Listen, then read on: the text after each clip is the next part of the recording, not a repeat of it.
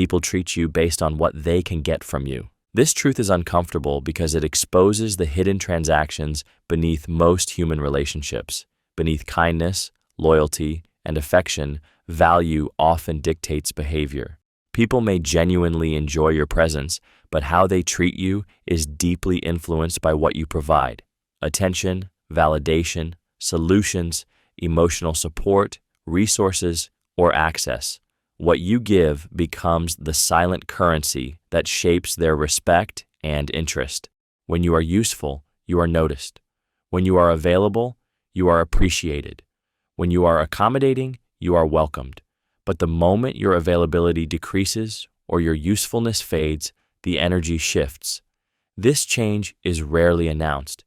It appears as distance, indifference, or subtle disappointment. Most people don't consciously decide to treat you differently. They simply respond to the loss of benefit. This is why boundaries often trigger resistance. Saying no interrupts an unspoken agreement. The people who benefited most from your openness are usually the first to react, not because you did something wrong, but because the dynamic changed. What once flowed freely now requires effort, and effort exposes intention. The most dangerous illusion is confusing being needed with being valued. Being needed creates dependency, not loyalty. True regard survives inconvenience.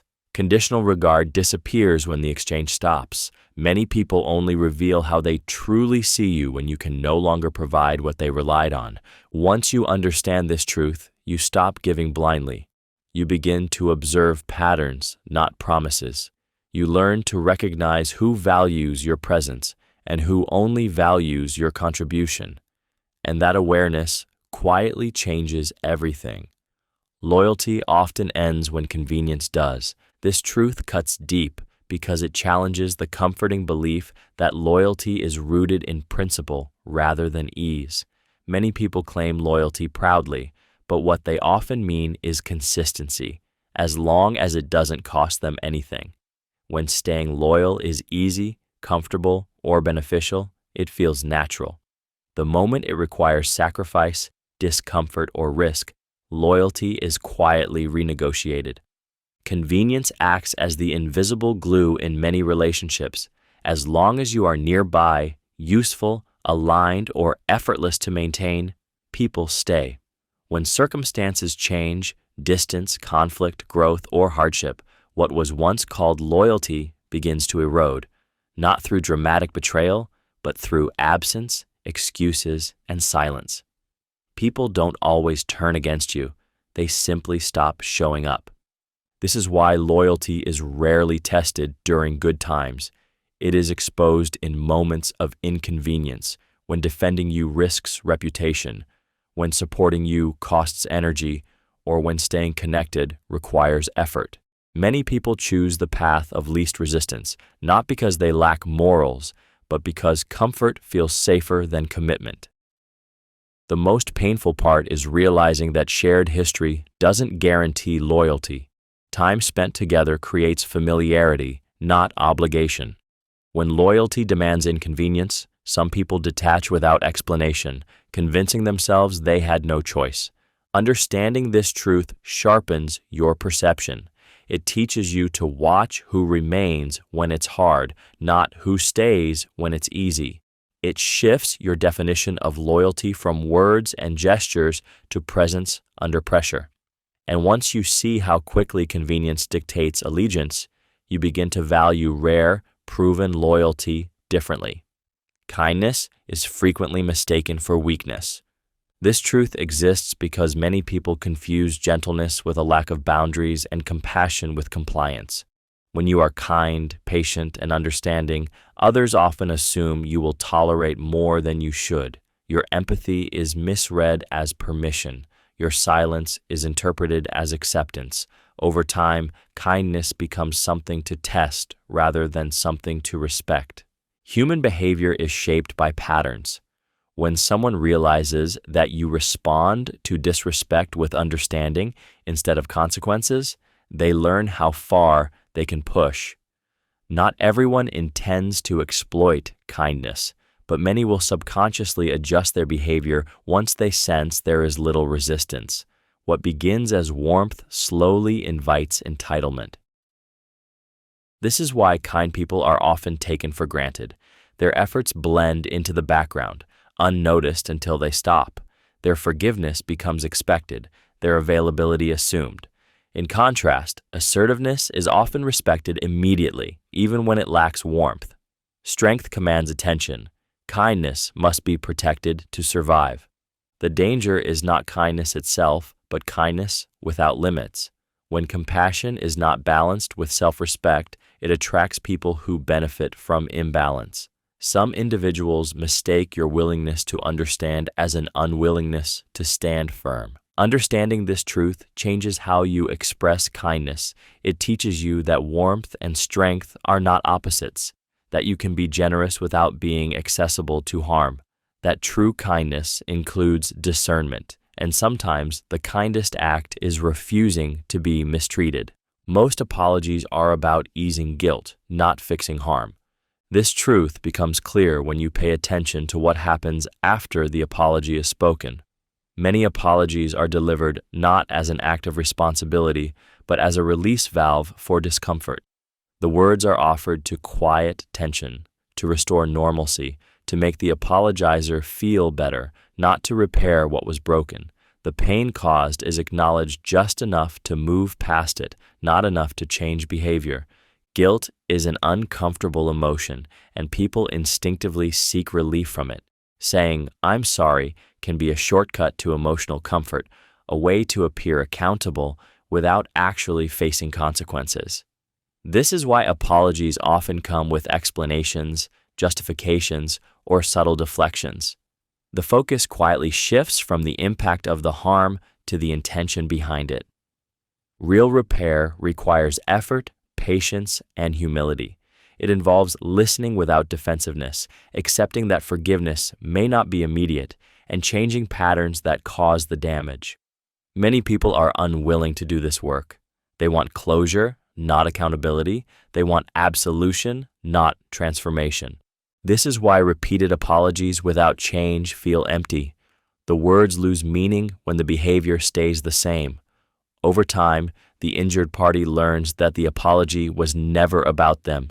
It was about restoring the comfort of the person who caused the harm. Understanding this truth teaches you to look beyond words. You begin to notice whether an apology is followed by changed behavior or simply by relief. And once you see the difference, you stop being moved by phrases and start paying attention to actions that actually heal. People listen to reply, not to understand. This truth reveals itself in the small pauses where you realize you were never truly heard. In many conversations, listening is not an act of curiosity, but a waiting period. While you speak, the other person is preparing their response, shaping their opinion, or rehearsing how to redirect the conversation back to themselves. Your words become background noise to their internal dialogue. Understanding requires presence, and presence requires effort. To truly listen, someone must temporarily set aside their ego, their assumptions, and their need to be right. Most people find this uncomfortable. It is easier to respond than to absorb, easier to argue than to reflect. So conversations become exchanges of monologues rather than moments of connection. This is why misunderstandings persist even after long discussions. People hear fragments that confirm what they already believe and ignore the rest. They respond to tone instead of meaning, to perceived intention instead of actual words. Listening becomes selective, shaped by emotion rather than clarity. The emotional cost of this truth is heavy. It leaves people feeling unseen, dismissed, or misunderstood even in close relationships. You can explain yourself repeatedly and still feel unheard because understanding was never the goal. The goal was response, defense, or validation. Once you recognize this pattern, you begin to value rare listeners differently. You notice who asks questions instead of interrupting, who pauses before responding, who reflects instead of reacting. And in seeing how uncommon true understanding is, you become more intentional with your own listening, aware of how easily words can be heard without ever being felt. Respect is rarer than love. This truth is difficult to accept because love is often romanticized as the highest form of connection, when in reality, respect is what sustains and protects it. Many people are capable of love in some form, affection, attachment, desire, familiarity, but far fewer are capable of consistent respect. Love can exist alongside selfishness, control, and disregard. Respect cannot. People can love you and still talk over you, dismiss your boundaries, undermine your choices, or take your presence for granted. Love is emotional. It can be impulsive, conditional, and self-serving. Respect, on the other hand, requires restraint. It demands that someone honors your autonomy, your limits, your time, and your dignity, even when it doesn't benefit them. This is why relationships often fail despite love being present. Without respect, love turns unstable. It becomes possessive instead of protective, intense instead of safe. When respect is missing, affection loses its grounding and slowly erodes into resentment or imbalance. Respect reveals itself in small, quiet ways. It shows in how someone speaks about you when you're not present, how they respond when you disagree, and whether they accept your boundaries without punishment. These moments are less dramatic than declarations of love, but far more telling. Understanding this truth reshapes how you evaluate relationships. It teaches you that being loved is not enough if you are not valued as an equal, that passion without respect is fragile, and that the rarest, most meaningful connections are not built on how strongly someone feels, but on how carefully they treat you. Familiarity breeds dismissal, not appreciation. This truth reveals how quickly presence can lose its value when it becomes predictable. When someone is consistently available, reliable, and close, their efforts slowly fade into the background. What was once noticed becomes expected. What was once appreciated becomes assumed. Familiarity dulls perception, causing people to stop seeing the effort behind consistency. Human attention is drawn to contrast and scarcity. When something is always there, the brain stops registering it as valuable. This is why strangers are often treated with more courtesy than those closest to us, and why new voices are heard more clearly than familiar ones. Familiarity creates comfort, but comfort often breeds carelessness. Over time, people begin to overlook what you contribute because it no longer feels optional. Your presence is treated as a constant rather than a choice. Your patience becomes invisible. Your support is noticed only in its absence. This dismissal is rarely intentional, but it is deeply damaging. It erodes connection while maintaining proximity. This is also why effort is often recognized only after distance appears. When availability is reduced, appreciation suddenly returns, not because your value changed, but because the familiarity that masked it was interrupted. Absence restores contrast. Understanding this truth forces you to reevaluate how freely you give access to yourself. It teaches you that consistency should be intentional, not automatic, that appreciation is not guaranteed by closeness, and that sometimes being less available is the only way to be fully seen. Many people only miss you when you're unavailable. This truth surfaces the moment your presence is no longer guaranteed. While you are accessible, responsive, and consistent, your value often fades into the background. Familiarity dulls appreciation. Your availability becomes an assumption rather than a gift. People grow comfortable knowing you are there, and comfort slowly replaces awareness. Absence disrupts this comfort. When you pull back, become busy, or remove access, the space you once filled becomes noticeable. The silence feels unfamiliar. What was taken for granted suddenly feels missing. This is when messages appear, concern resurfaces, and nostalgia is mistaken for care. But missing someone is not always about valuing them. Sometimes it is about reacting to loss of convenience. Many people don't miss you as a person. They miss the role you played, the support you offered, the attention you gave, the stability you provided. Your unavailability forces them to confront the effort you once absorbed for them. The discomfort they feel is often about adjustment, not affection. This is why some people only reach out when you stop showing up, not because they suddenly realized your worth, but because the ease you provided is gone. Your absence breaks the illusion that you were always going to be there. Understanding this truth changes how you interpret longing. It teaches you to question whether someone misses your presence or simply the access they lost. And once you see the difference, you stop mistaking delayed interest for genuine attachment. Support disappears when your problems last too long. This truth is painful because it reveals the limits of most people's empathy. In the beginning, support flows easily. When a struggle is new, visible, or temporary, people show concern, offer help, and check in often. Your pain feels understandable, even meaningful. But as time passes and the problem doesn't resolve, the energy around you begins to shift. Long-term struggles make people uncomfortable. They disrupt the expectation of progress and recovery. When your pain lingers, it no longer feels inspiring or solvable, and patience quietly thins. Support turns into distance, encouragement turns into silence, and understanding gives way to subtle judgment. People begin to wonder why you haven't moved on yet. This happens because sustained support requires emotional endurance, and many people don't have it. They want resolution, not repetition. They want to feel helpful, not helpless. When your struggle challenges their belief that effort leads to quick healing, they retreat to protect their own comfort. The most isolating part is that nothing about your pain changed, only their tolerance did. You are left feeling like a burden for needing time, as if healing should follow a schedule that makes others comfortable. Understanding this truth changes how you interpret absence. It reminds you that disappearing support often reflects someone's limits, not your worth. It teaches you to value the few who stay when it's no longer easy, no longer uplifting, and no longer brief. Those who remain when your struggle lasts are rare, and their presence carries weight.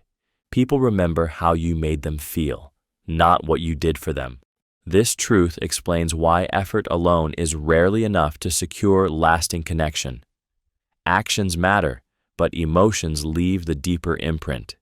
You can show up endlessly, solve problems, sacrifice time, and offer support, yet still be remembered poorly if the emotional experience felt heavy, uncomfortable, or unacknowledged. Feelings become the filter through which all memories are stored. The human brain prioritizes emotional impact over factual detail. It doesn't catalog sacrifices, it records sensations, how safe someone felt around you, how seen or ignored they felt, how small or empowered they felt in your presence. Over time, these emotional impressions replace the specifics of what you actually did. This is why people can forget years of loyalty but vividly recall a single moment of embarrassment or disappointment. Negative emotions imprint more strongly than positive ones. A harsh tone, a moment of dismissal, or an unmet expectation can outweigh countless kind actions in memory. This doesn't mean effort is meaningless, but it does mean that emotional awareness is crucial.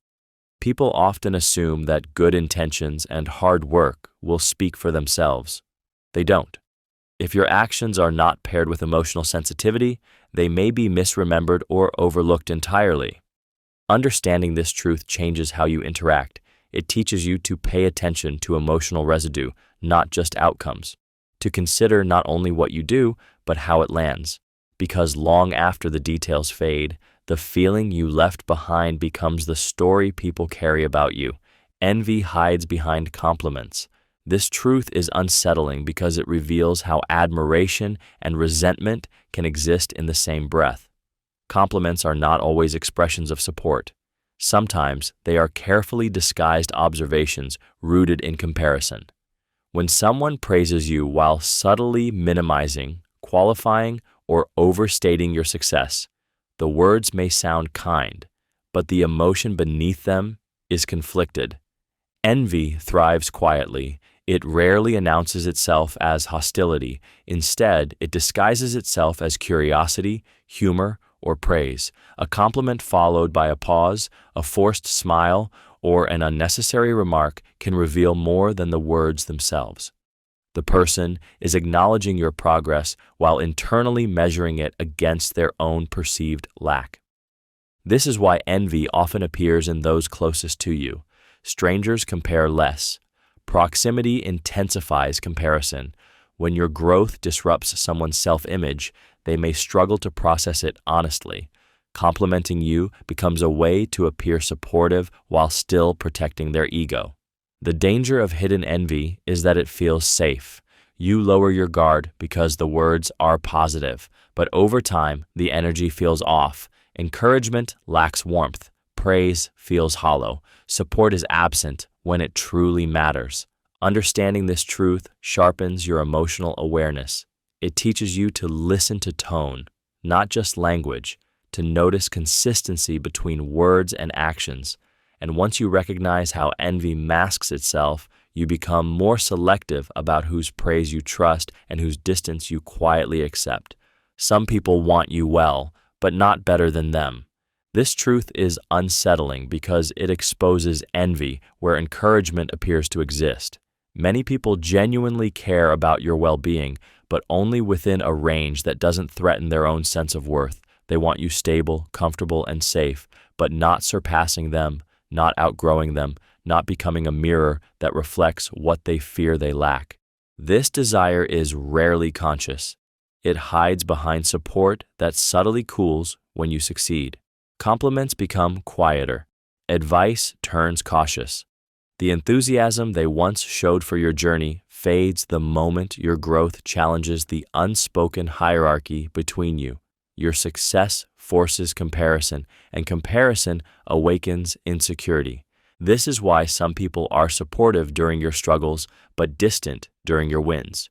Your pain makes them feel needed. Your progress makes them feel replaceable. When you rise, it disrupts the balance that once made them comfortable. Instead of celebrating, they retreat, minimize, or subtly redirect the focus back to themselves. The danger lies in mistaking familiarity for alignment. Shared history does not guarantee shared ambition for your future. Some people anchor you to the version of you that made them feel safe, known, or superior. Understanding this truth sharpens your awareness. It teaches you to notice who celebrates without reservation and who grows quieter as you grow stronger.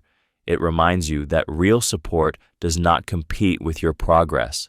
And once you see the difference, you stop shrinking to protect others and start honoring the version of you that is meant to expand. Silence is often a deliberate choice, not confusion. This truth is difficult to accept because silence is easy to excuse and even easier to misunderstand. It's comforting to believe that people are unsure, overwhelmed, or unaware. But in many cases, silence is intentional. It is a decision made to avoid responsibility, discomfort, or accountability. Choosing not to respond is often the simplest way to retain control without confrontation. People understand far more than they admit. They know when they've hurt you. They sense when something needs to be addressed. Silence becomes a shield, one that allows them to delay, detach, or distance themselves without having to explain why. It preserves their comfort while leaving you suspended in uncertainty. Silence also shifts the emotional burden. The unanswered questions, the second-guessing, the self-blame all fall on the person waiting. This imbalance is powerful. By saying nothing, someone can maintain the upper hand, forcing the other person to fill the gaps with doubt and interpretation. This doesn't mean all silence is cruel or calculated. Sometimes it is fear. Sometimes it is avoidance. But even avoidance is a choice. Not responding is still a response. It communicates priorities, boundaries, and willingness to engage. Understanding this truth brings clarity. It helps you stop chasing explanations that will never come. It teaches you to listen to behavior instead of words. When someone consistently chooses silence, They are telling you exactly how much space you occupy in their life, and that message is often clearer than any explanation could ever be. People will watch you struggle before they help. This truth is painful because it forces you to confront how conditional compassion often is. Many people notice your struggle long before they acknowledge it. They see the signs, sense the weight you're carrying, and recognize the difficulty, but they wait. Not always out of cruelty, but out of hesitation, discomfort, or self-preservation.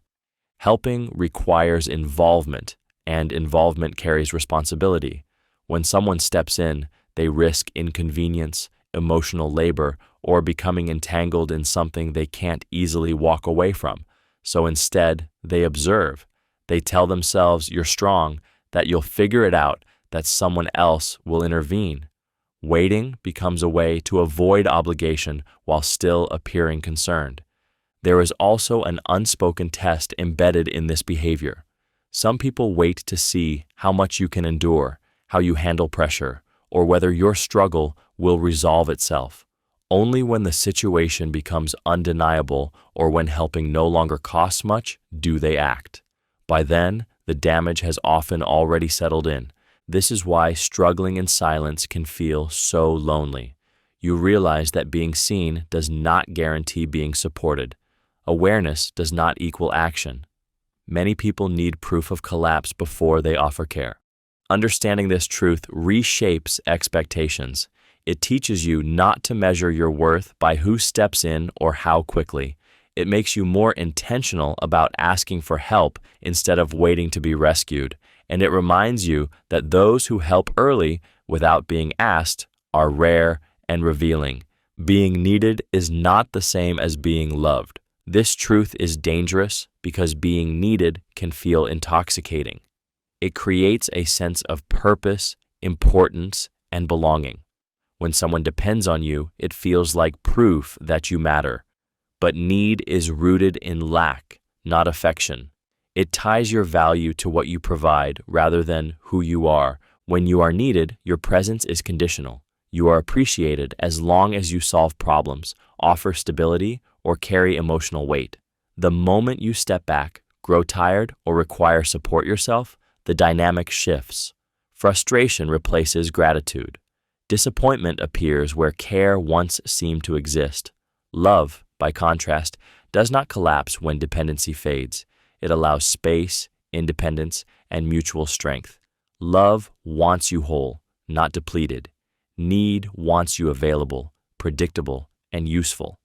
This is why relationships built on need often feel heavy. You sense the pressure to maintain a role rather than simply exist. The most painful realization comes when you stop being useful and discover how little remains. The calls slow, the appreciation fades. What felt like closeness reveals itself as reliance, not attachment. Understanding this truth teaches you to examine why people stay. It encourages you to notice whether someone supports your independence or resists it. It reminds you that real love does not trap you in obligation. And once you see the difference, you stop confusing exhaustion with connection and start seeking relationships that choose you, not just need you. Most friendships are situational. This truth becomes clear when circumstances change and familiar faces quietly fade away. Many friendships are formed around proximity, routine, or shared environments rather than deep alignment. School, work, neighborhoods, phases of life, mutual struggles, these situations create connection, but they also limit it. When the situation ends, the bond often weakens without conflict or closure. People don't always leave because they stop caring. They leave because the structure that held the friendship together disappears. Without regular contact or shared context, effort is required, and effort exposes intention. Some people are only meant to walk alongside you during a specific chapter, not the entire story. This can feel like betrayal, but it's often nature. Situational friendships thrive on convenience and shared experience, not commitment. When growth pulls people in different directions, maintaining the connection requires energy many are unwilling or unable to give. Silence replaces conversation, and distance replaces familiarity. The pain comes from assuming permanence where there was only proximity. Time spent together can create the illusion of depth. Shared laughter, late nights, and mutual support feel solid, but without intention, they remain fragile. When life shifts, so do the relationships built around it. Understanding this truth helps you release resentment. It teaches you not to measure friendship by longevity alone, but by presence when the situation no longer demands it. The rare friendships that survive distance and change stand out precisely because most do not. People project their insecurities onto you. This truth explains why criticism often says more about the speaker than the target. When people feel threatened, inadequate, or uncertain about themselves, those emotions don't stay contained. Instead, they look for somewhere to land. Projection becomes a defense mechanism, a way to offload discomfort without confronting its source. When someone accuses you of being arrogant, distant, selfish, or incapable, it is often a reflection of what they fear within themselves. Your confidence highlights their doubt. Your boundaries expose their lack of them. Your growth forces them to face their stagnation. Rather than processing these feelings internally, they redirect them outward, placing them on you. Projection feels convincing because it is emotionally charged. The person truly believes what they are saying in that moment. Their reaction is real, even if the accusation isn't. This is what makes projection so confusing.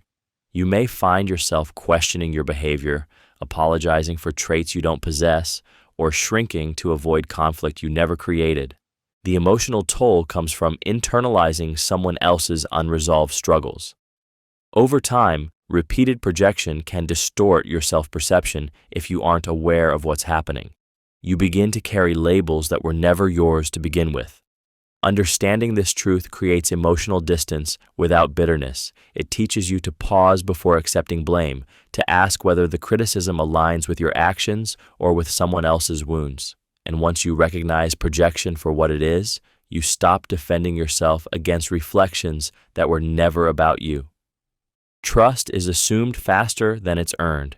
This truth is subtle because trust often feels like a moral instinct rather than a risky leap.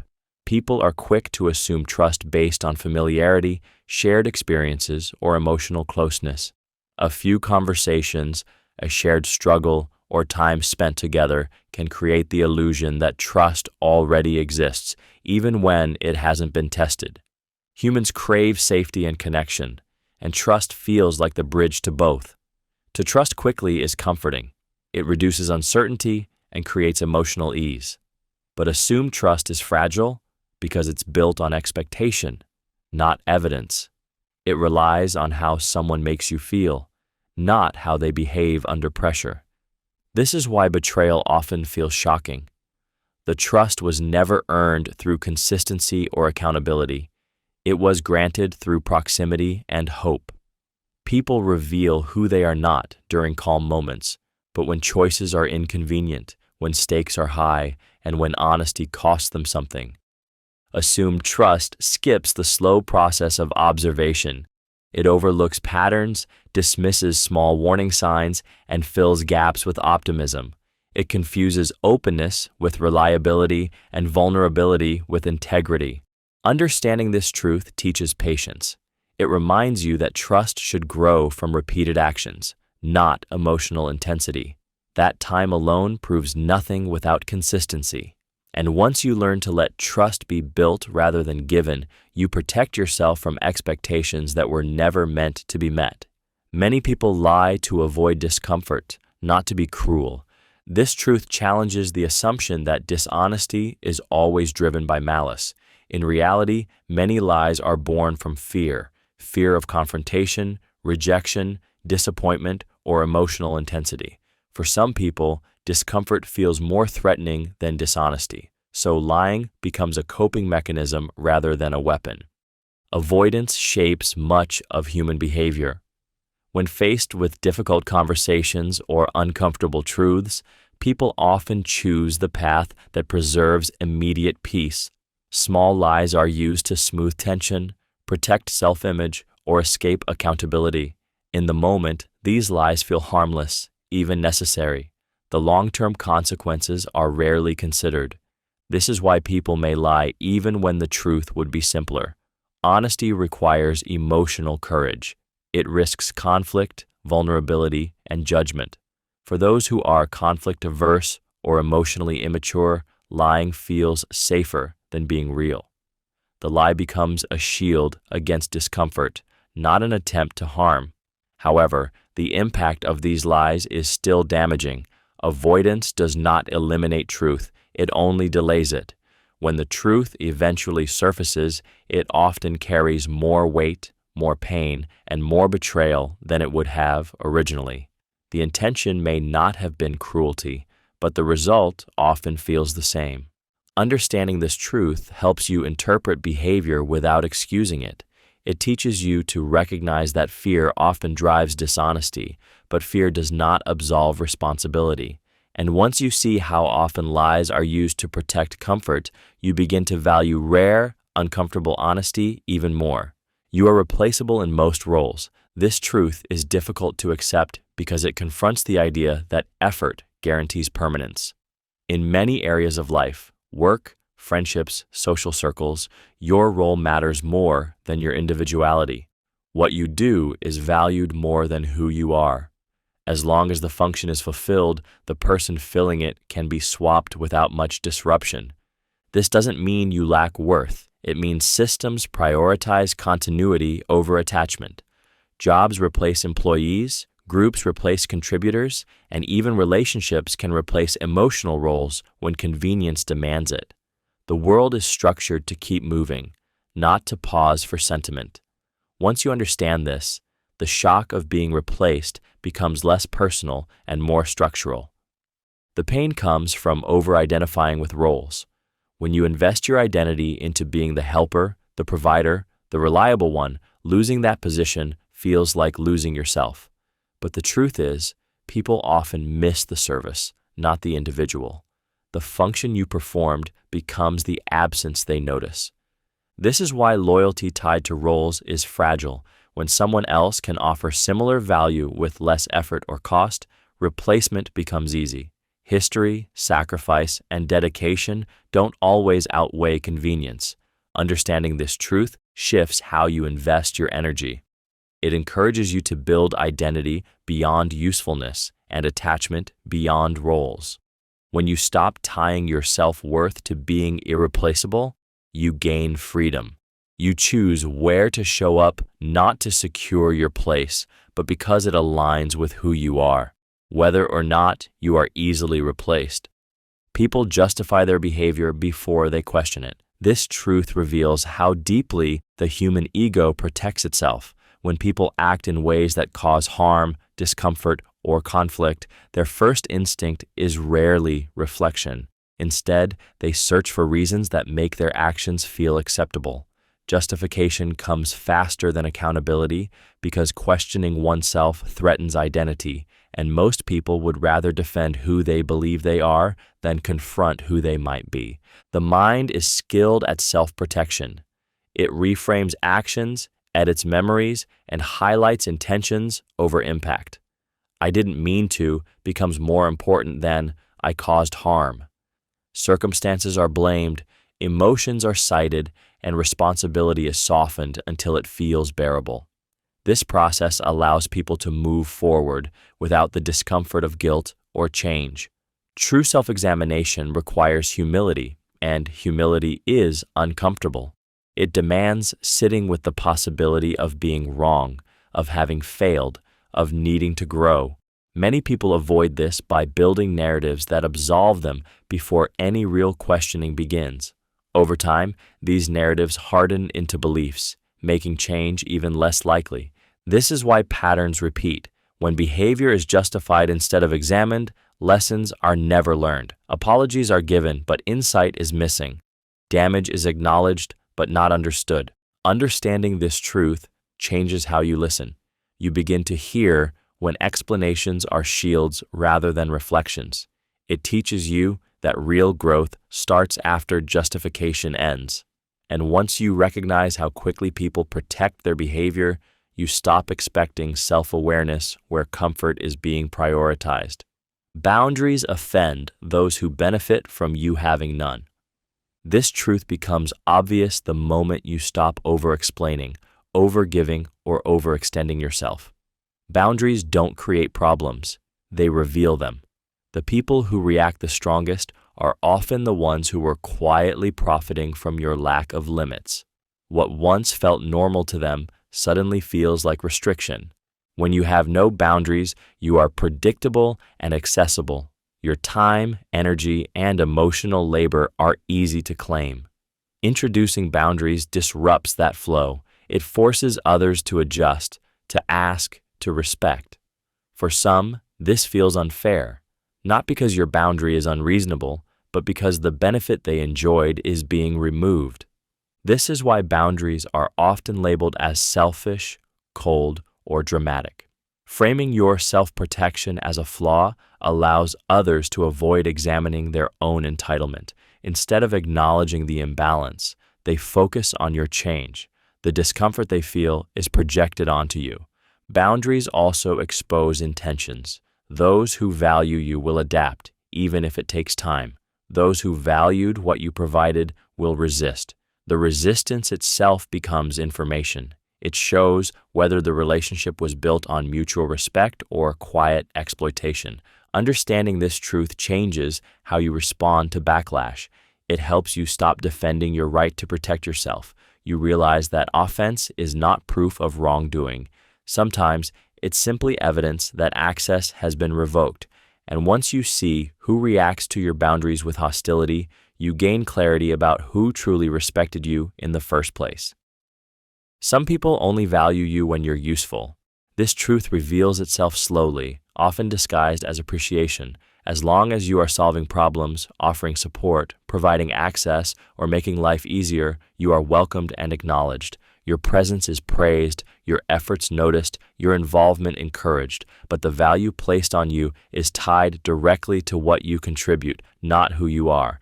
The moment your usefulness declines, the tone changes. Messages slow down, invitations stop, interest fades, not because you did something wrong, but because the exchange no longer benefits them. For some people, relationships are measured by output.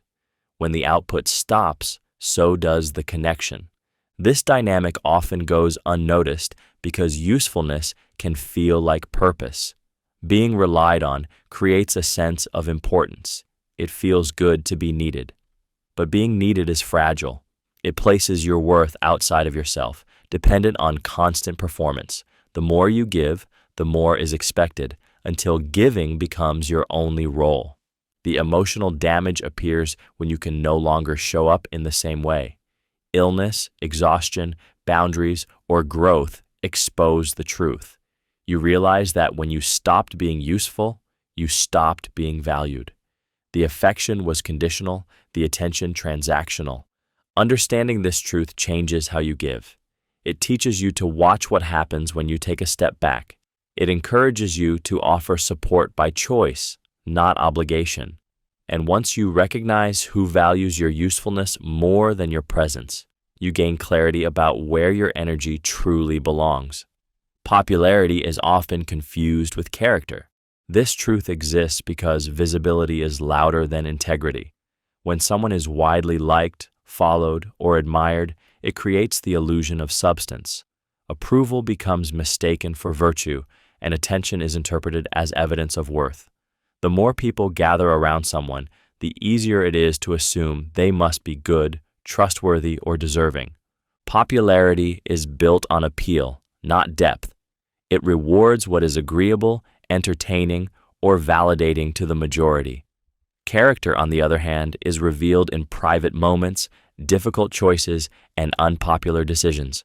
It does not announce itself. It often goes unnoticed because it refuses to perform. This confusion persists because humans look to others for cues. If many people approve of someone, it feels safer to do the same. Questioning a popular figure requires independent judgment, and independence is uncomfortable. It risks social friction, exclusion, or being wrong alone. The danger is that popularity can mask harmful traits. Charm can hide manipulation. Confidence can conceal insecurity. Likability can coexist with dishonesty. When attention becomes the measure of character, behavior goes unexamined and patterns are excused. Understanding this truth sharpens discernment. It teaches you to separate how someone is received from how they behave when no one is watching. It reminds you that character is proven through consistency, not applause. And once you see how easily admiration replaces evaluation, you stop equating being liked with being good. People change when they no longer need you. This truth is painful because it exposes how conditional many connections really are. While someone depends on you for support, guidance, validation, or stability, they remain close, attentive, and invested. Need creates attachment. But when that need fades, when they gain confidence, resources, or alternatives, the relationship often shifts without warning.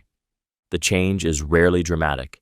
It shows up in delayed replies, reduced effort, and emotional distance. What once felt mutual begins to feel one-sided.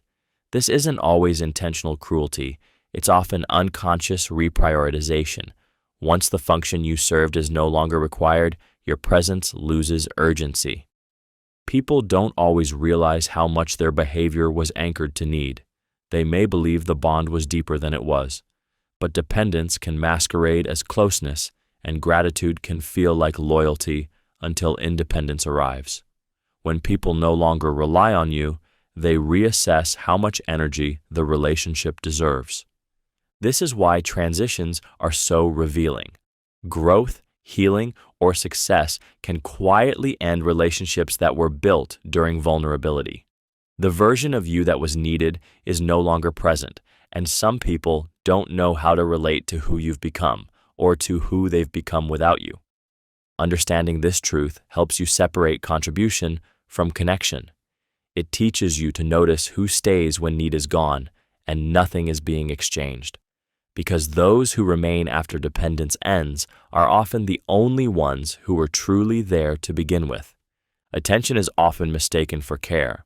This truth is dangerous because attention feels good, especially when it arrives during moments of loneliness or uncertainty. Being noticed, checked on, or engaged can create the illusion of importance. But attention and care are not the same. Attention is about focus in the moment. Care is about consistency, responsibility, and follow-through over time. Many people give attention because it costs little. A message, a compliment, a reaction, or a brief conversation can create emotional attachment without requiring commitment. This is why attention can feel intense but shallow. It sparks connection quickly, then disappears just as easily. The emotional highs are real, but the foundation is weak. Care behaves differently. It shows up when it's inconvenient. It remains present during silence, conflict, and discomfort. Care involves effort that continues even when there is nothing immediate to gain. Attention seeks stimulation. Care seeks well-being. The confusion happens when attention fills emotional gaps. When someone listens briefly, checks in occasionally, or expresses interest without depth, it can feel like support. Over time, you may invest emotionally, only to realize that when you truly need consistency, the attention fades. Understanding this truth sharpens emotional discernment. It teaches you to watch patterns instead of moments, to notice who stays engaged when things are quiet, not just when they are exciting. And once you learn the difference, you stop mistaking temporary focus for genuine concern. People fear being alone more than being unhappy together. This truth reveals how powerful the fear of isolation truly is. For many people, loneliness feels more threatening than dissatisfaction, more painful than daily discomfort. Being alone forces confrontation with thoughts, regrets, unmet needs, and the silence that exposes them. Staying unhappy together, however, provides distraction, familiarity, and the illusion of safety. Unhappiness can become predictable, and predictability feels manageable. Even when a relationship drains energy, limits growth, or causes quiet suffering, it offers routine and presence. The known pain feels less frightening than the unknown future. This is why people stay in situations they openly complain about but rarely leave. Togetherness can soften responsibility. When you are unhappy with someone else, blame can be shared, diffused, or avoided. Being alone removes that shield. It demands self-reflection and accountability, which many people would rather postpone indefinitely. This fear also keeps people from ending relationships that have expired. They cling not to love, but to the comfort of not being alone. Over time, connection turns into dependence, and tolerance is mistaken for commitment. Understanding this truth changes how you interpret staying. It teaches you that endurance is not always strength, that choosing yourself can feel terrifying before it feels freeing. And once you recognize how often fear keeps people together, you stop romanticizing persistence and start valuing the courage it takes to walk away. Most people avoid accountability if they can. This truth exists because accountability threatens the ego. To be accountable means admitting fault, acknowledging harm, and accepting consequences without excuses. For many people, this feels like a loss of control or self-worth. Avoidance becomes easier than facing discomfort, so responsibility is redirected, minimized, or quietly ignored. People often reshape the story to protect themselves. They focus on intentions instead of impact, circumstances instead of choices. Blame is softened with justifications or shifted entirely onto others. This isn't always done consciously. The mind is skilled at self-preservation, and accountability challenges the version of ourselves we want to believe in. Avoiding accountability also preserves comfort. Taking responsibility requires change, effort, and humility. It may involve repairing damage, having difficult conversations, or sitting with shame. Many would rather move on and hope time erases the issue. Silence, defensiveness, or dismissal become tools to escape responsibility without resolution. This is why patterns repeat. When accountability is avoided, lessons aren't learned. Apologies are empty, behavior stays the same, and the cycle continues. Those affected are left carrying the weight of unresolved harm while the other party feels absolved simply because the moment has passed. Understanding this truth sharpens your awareness. It teaches you to stop waiting for closure from those unwilling to own their actions. It helps you recognize that accountability is rare, not because it's unnecessary, but because it requires courage most people never develop. Compliments can be tools, not truths. This truth becomes clear when praise feels strategic rather than sincere. Compliments have power. They lower defenses, build goodwill, and create emotional openness. Because of this, they are often used deliberately to influence, to soften resistance, or to position the speaker favorably. The words may sound positive, but their purpose isn't always affirmation. Some people compliment to gain access. Others use praise to steer behavior, reinforce dependence, or keep you agreeable. A well-placed compliment can encourage you to keep giving, keep complying, or keep doubting your instincts. When praise is used this way, it is less about recognizing who you are and more about shaping how you respond. This is why certain compliments feel hollow. They focus on what benefits the speaker rather than what reflects your character. They appear when something is needed and disappear when it's not. Over time, you may notice that praise increases right before requests or during moments when control is slipping. The emotional danger lies in internalizing manipulated praise. When validation comes from external approval, compliments can quietly guide your choices. You begin to associate worth with being liked rather than being honest. Understanding this truth teaches you to examine intent, not just language. You learn to notice consistency between praise and behavior. Genuine compliments remain steady and unforced. Tools change with circumstance, and once you recognize the difference, flattery loses its power to steer you away from your own judgment. People remember favors as debts owed back. This truth is unsettling because favors are often presented as acts of kindness, not transactions. When someone helps you, it feels generous, even selfless. But beneath many favors sits an unspoken expectation. The help is remembered, logged, and stored, not as goodwill, but as leverage to be used later. This doesn't always come from malice. Many people keep mental accounts without realizing it.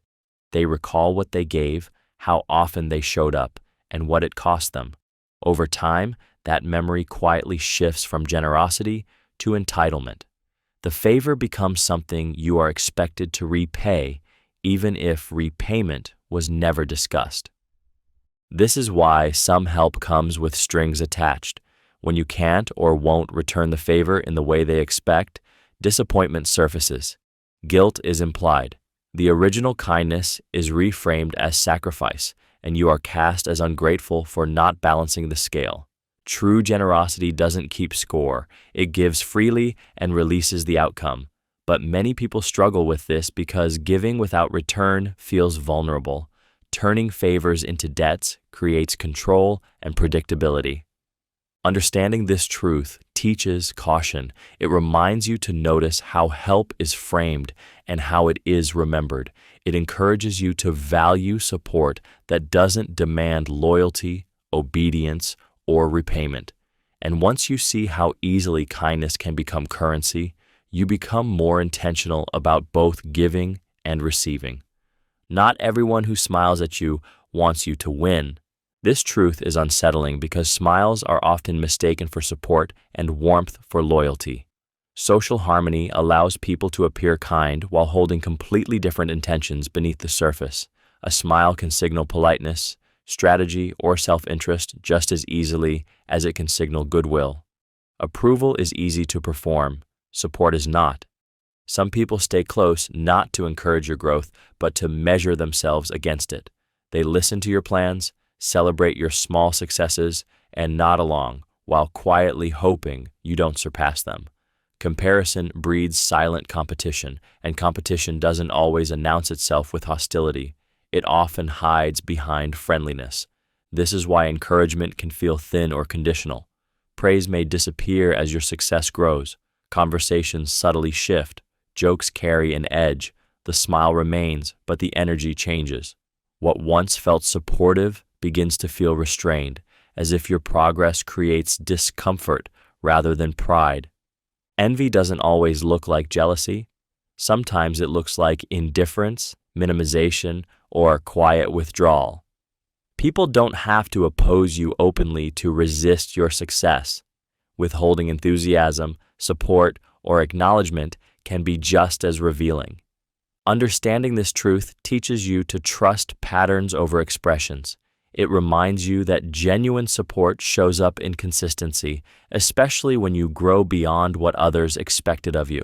Smiles are easy to give. Wanting someone else to win without conditions is rare, and it becomes obvious through actions, not appearances. People reveal themselves when you say no. This truth surfaces the moment you stop being agreeable. Saying no disrupts expectations, especially for those who are accustomed to your compliance. It removes access, convenience, and control, forcing people to confront boundaries they may have quietly relied on. Their reaction in that moment often tells you more than years of interaction.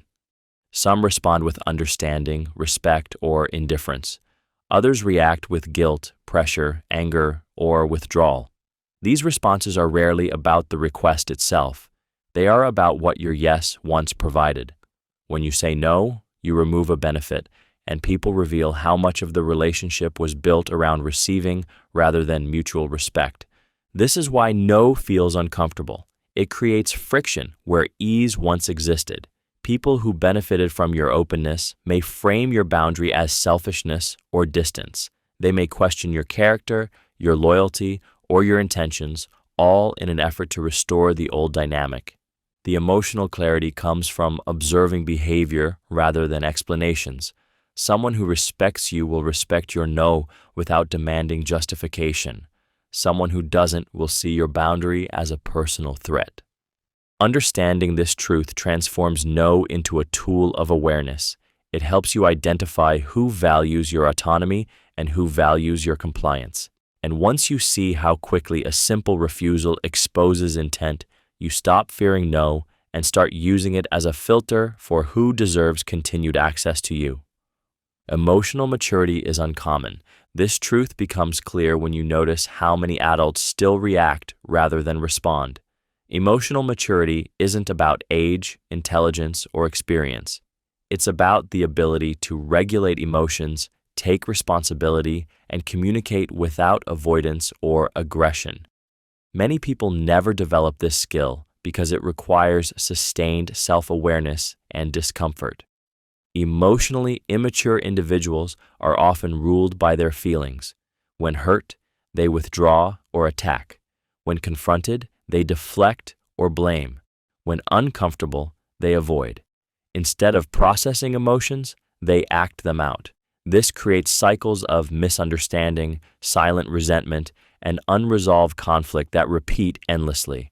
Emotional maturity demands accountability. It requires admitting fault without excuses, listening without preparing a defense, and choosing clarity over comfort. These behaviors threaten the ego, which is why they are rare. It's easier to protect pride than to repair connection. This scarcity becomes most visible in close relationships. Emotional immaturity turns simple issues into power struggles and honest conversations into emotional minefields. Needs go unspoken, boundaries are violated, and problems are buried rather than solved. Understanding this truth reshapes expectations. It teaches you to stop assuming that good intentions equal emotional skill. It helps you recognize when someone lacks the capacity to meet you where you are. And once you see how uncommon emotional maturity truly is, you become more selective with who you open up to and more patient with yourself for needing distance. Many people prefer comfort over honesty. This truth explains why difficult conversations are avoided and hard truths are softened or buried entirely. Honesty can disrupt harmony, challenge self-image, and invite conflict. Comfort, on the other hand, preserves peace in the moment. For many people, emotional ease is valued more than clarity, even when that ease is built on avoidance. Choosing comfort often means saying what's safe instead of what's true. It means agreeing outwardly while disagreeing inwardly.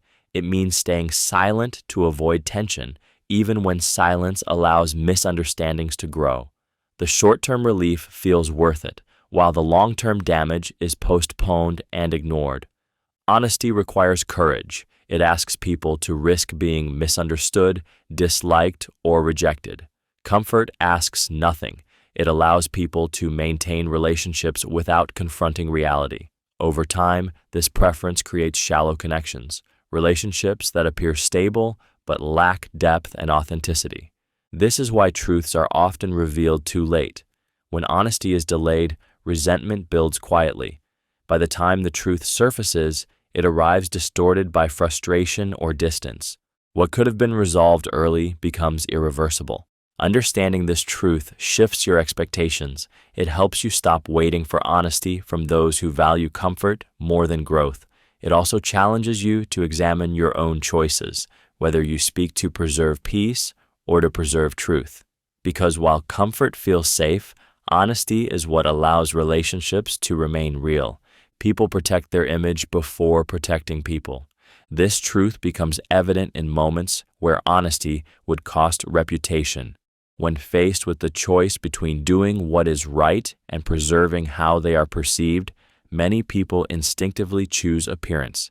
Image offers safety. It shields ego, status, and social standing, while protecting people requires accountability, vulnerability, and risk. This is why harm is often minimized, denied, or reframed.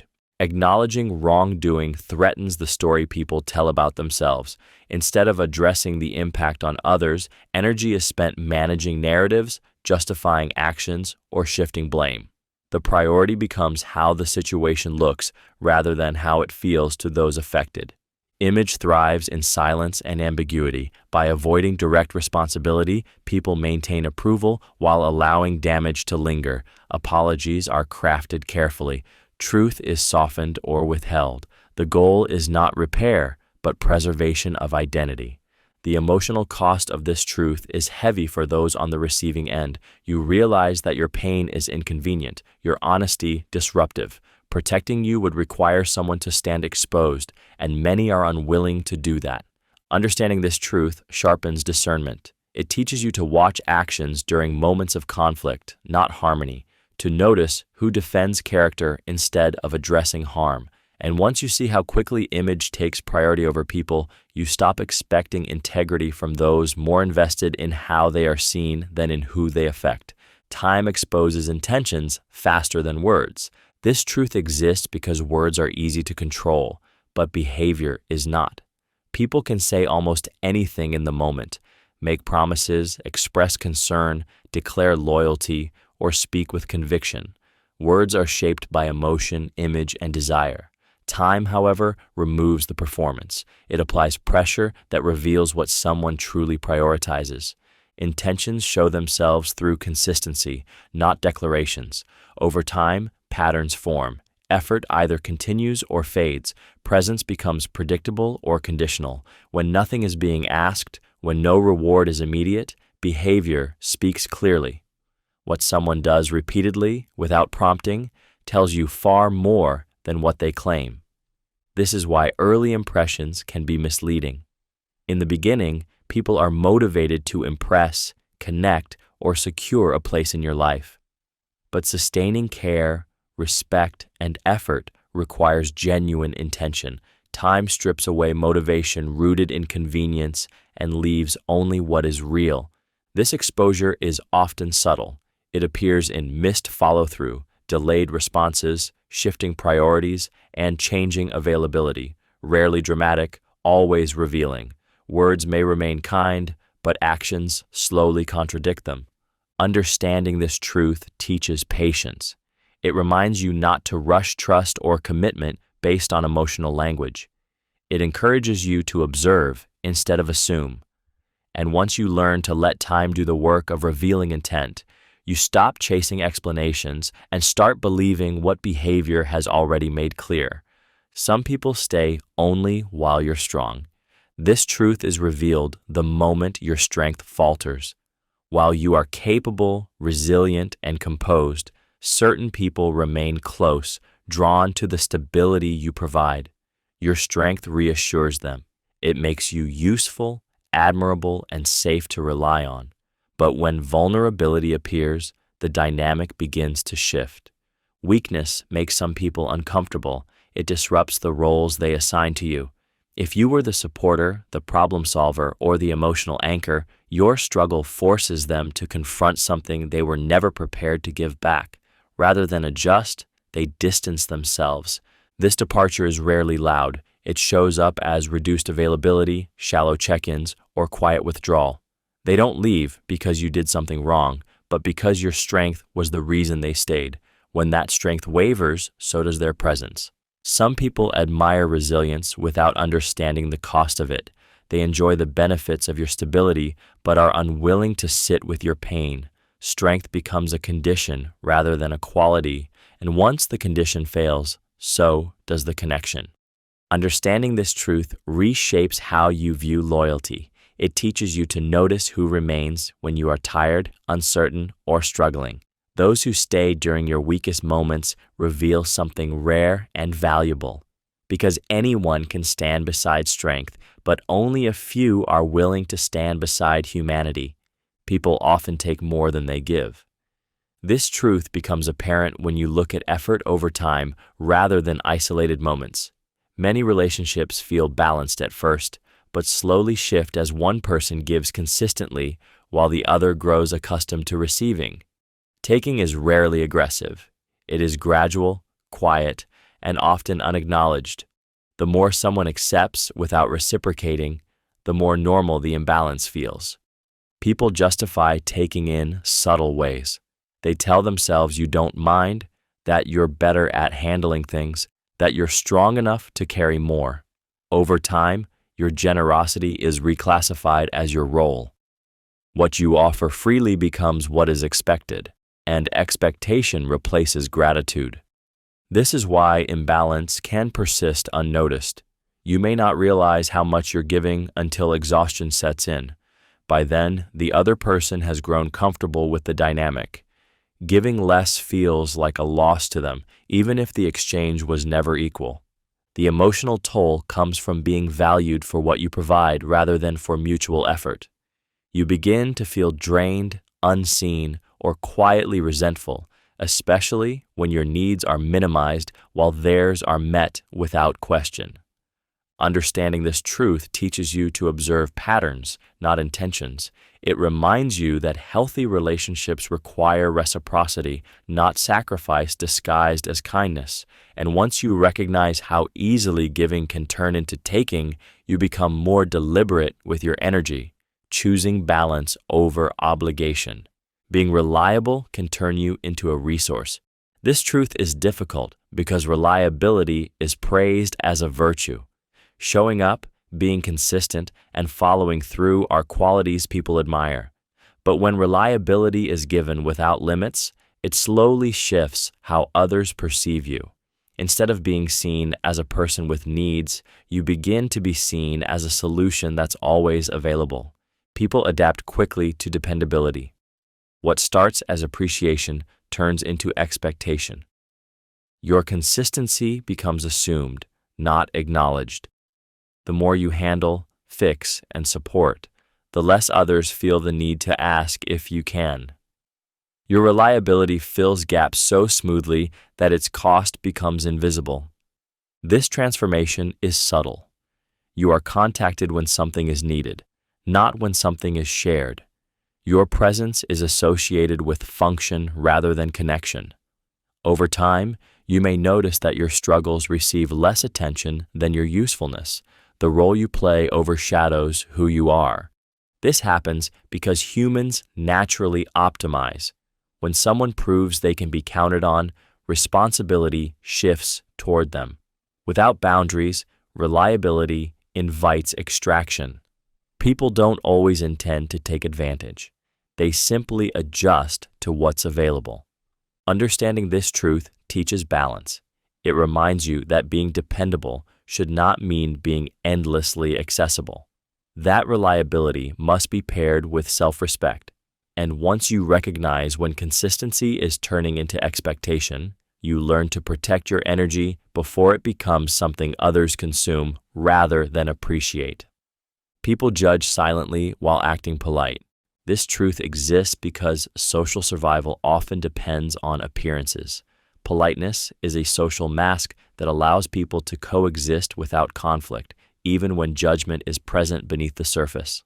Smiles, nods, and agreeable words can easily conceal criticism, assumptions, and quiet evaluations.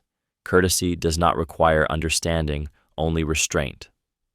Most judgments are never spoken because expressing them carries risk. It can create tension, expose insecurity, or invite disagreement. Silence feels safer, so opinions are formed internally, reinforced privately, and carried forward without ever being challenged. The person being judged remains unaware, while the judgment itself shapes how they are treated. This is why energy can shift without explanation. You may feel distance, subtle coldness, or reduced respect without knowing why. The judgment has already happened. It lives in tone, body language, and behavior, even if words remain pleasant. Silent judgment is powerful because it avoids accountability. When nothing is said, nothing can be addressed. Assumptions harden into beliefs without evidence, and impressions are treated as facts. Politeness becomes a way to disengage emotionally while maintaining social order.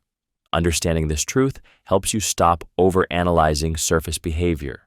It reminds you that kindness does not always equal acceptance. It encourages you to focus less on being liked and more on being aligned with yourself.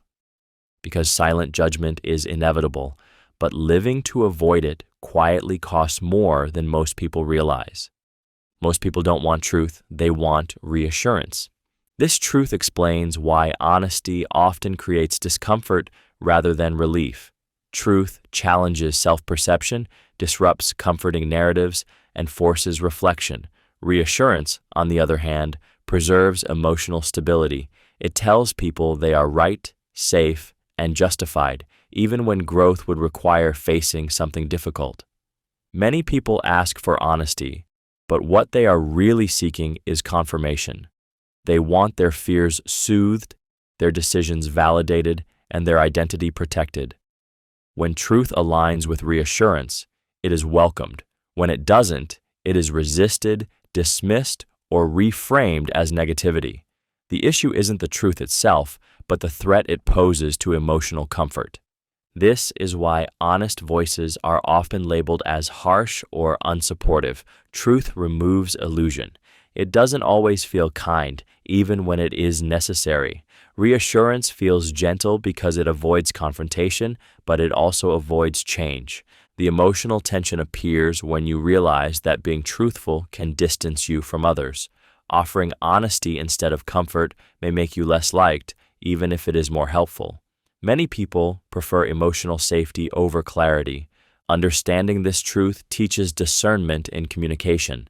It helps you recognize when truth is being asked for and when reassurance is being sought instead. And once you see how often comfort is chosen over clarity, you stop taking resistance to truth personally and begin choosing honesty with intention rather than expectation. People excuse their actions but judge yours. This truth exists because most people view the world through a lens that protects their self-image. When they make mistakes, they look inward at context, stress, intention, and circumstances. When you make mistakes, they look outward at results and behavior. Their actions are explained, yours are evaluated. This double standard is rarely deliberate. It's a psychological reflex. People experience their own struggles intimately, but they only see fragments of yours. This makes it easy for them to justify their behavior as understandable while labeling yours as flawed, careless, or wrong. Intent becomes the shield. "I didn't mean to" is used to soften responsibility, while your intentions are ignored in favor of impact. Over time, this imbalance creates quiet resentment. You feel misunderstood, held to stricter standards, and expected to show grace that is rarely returned.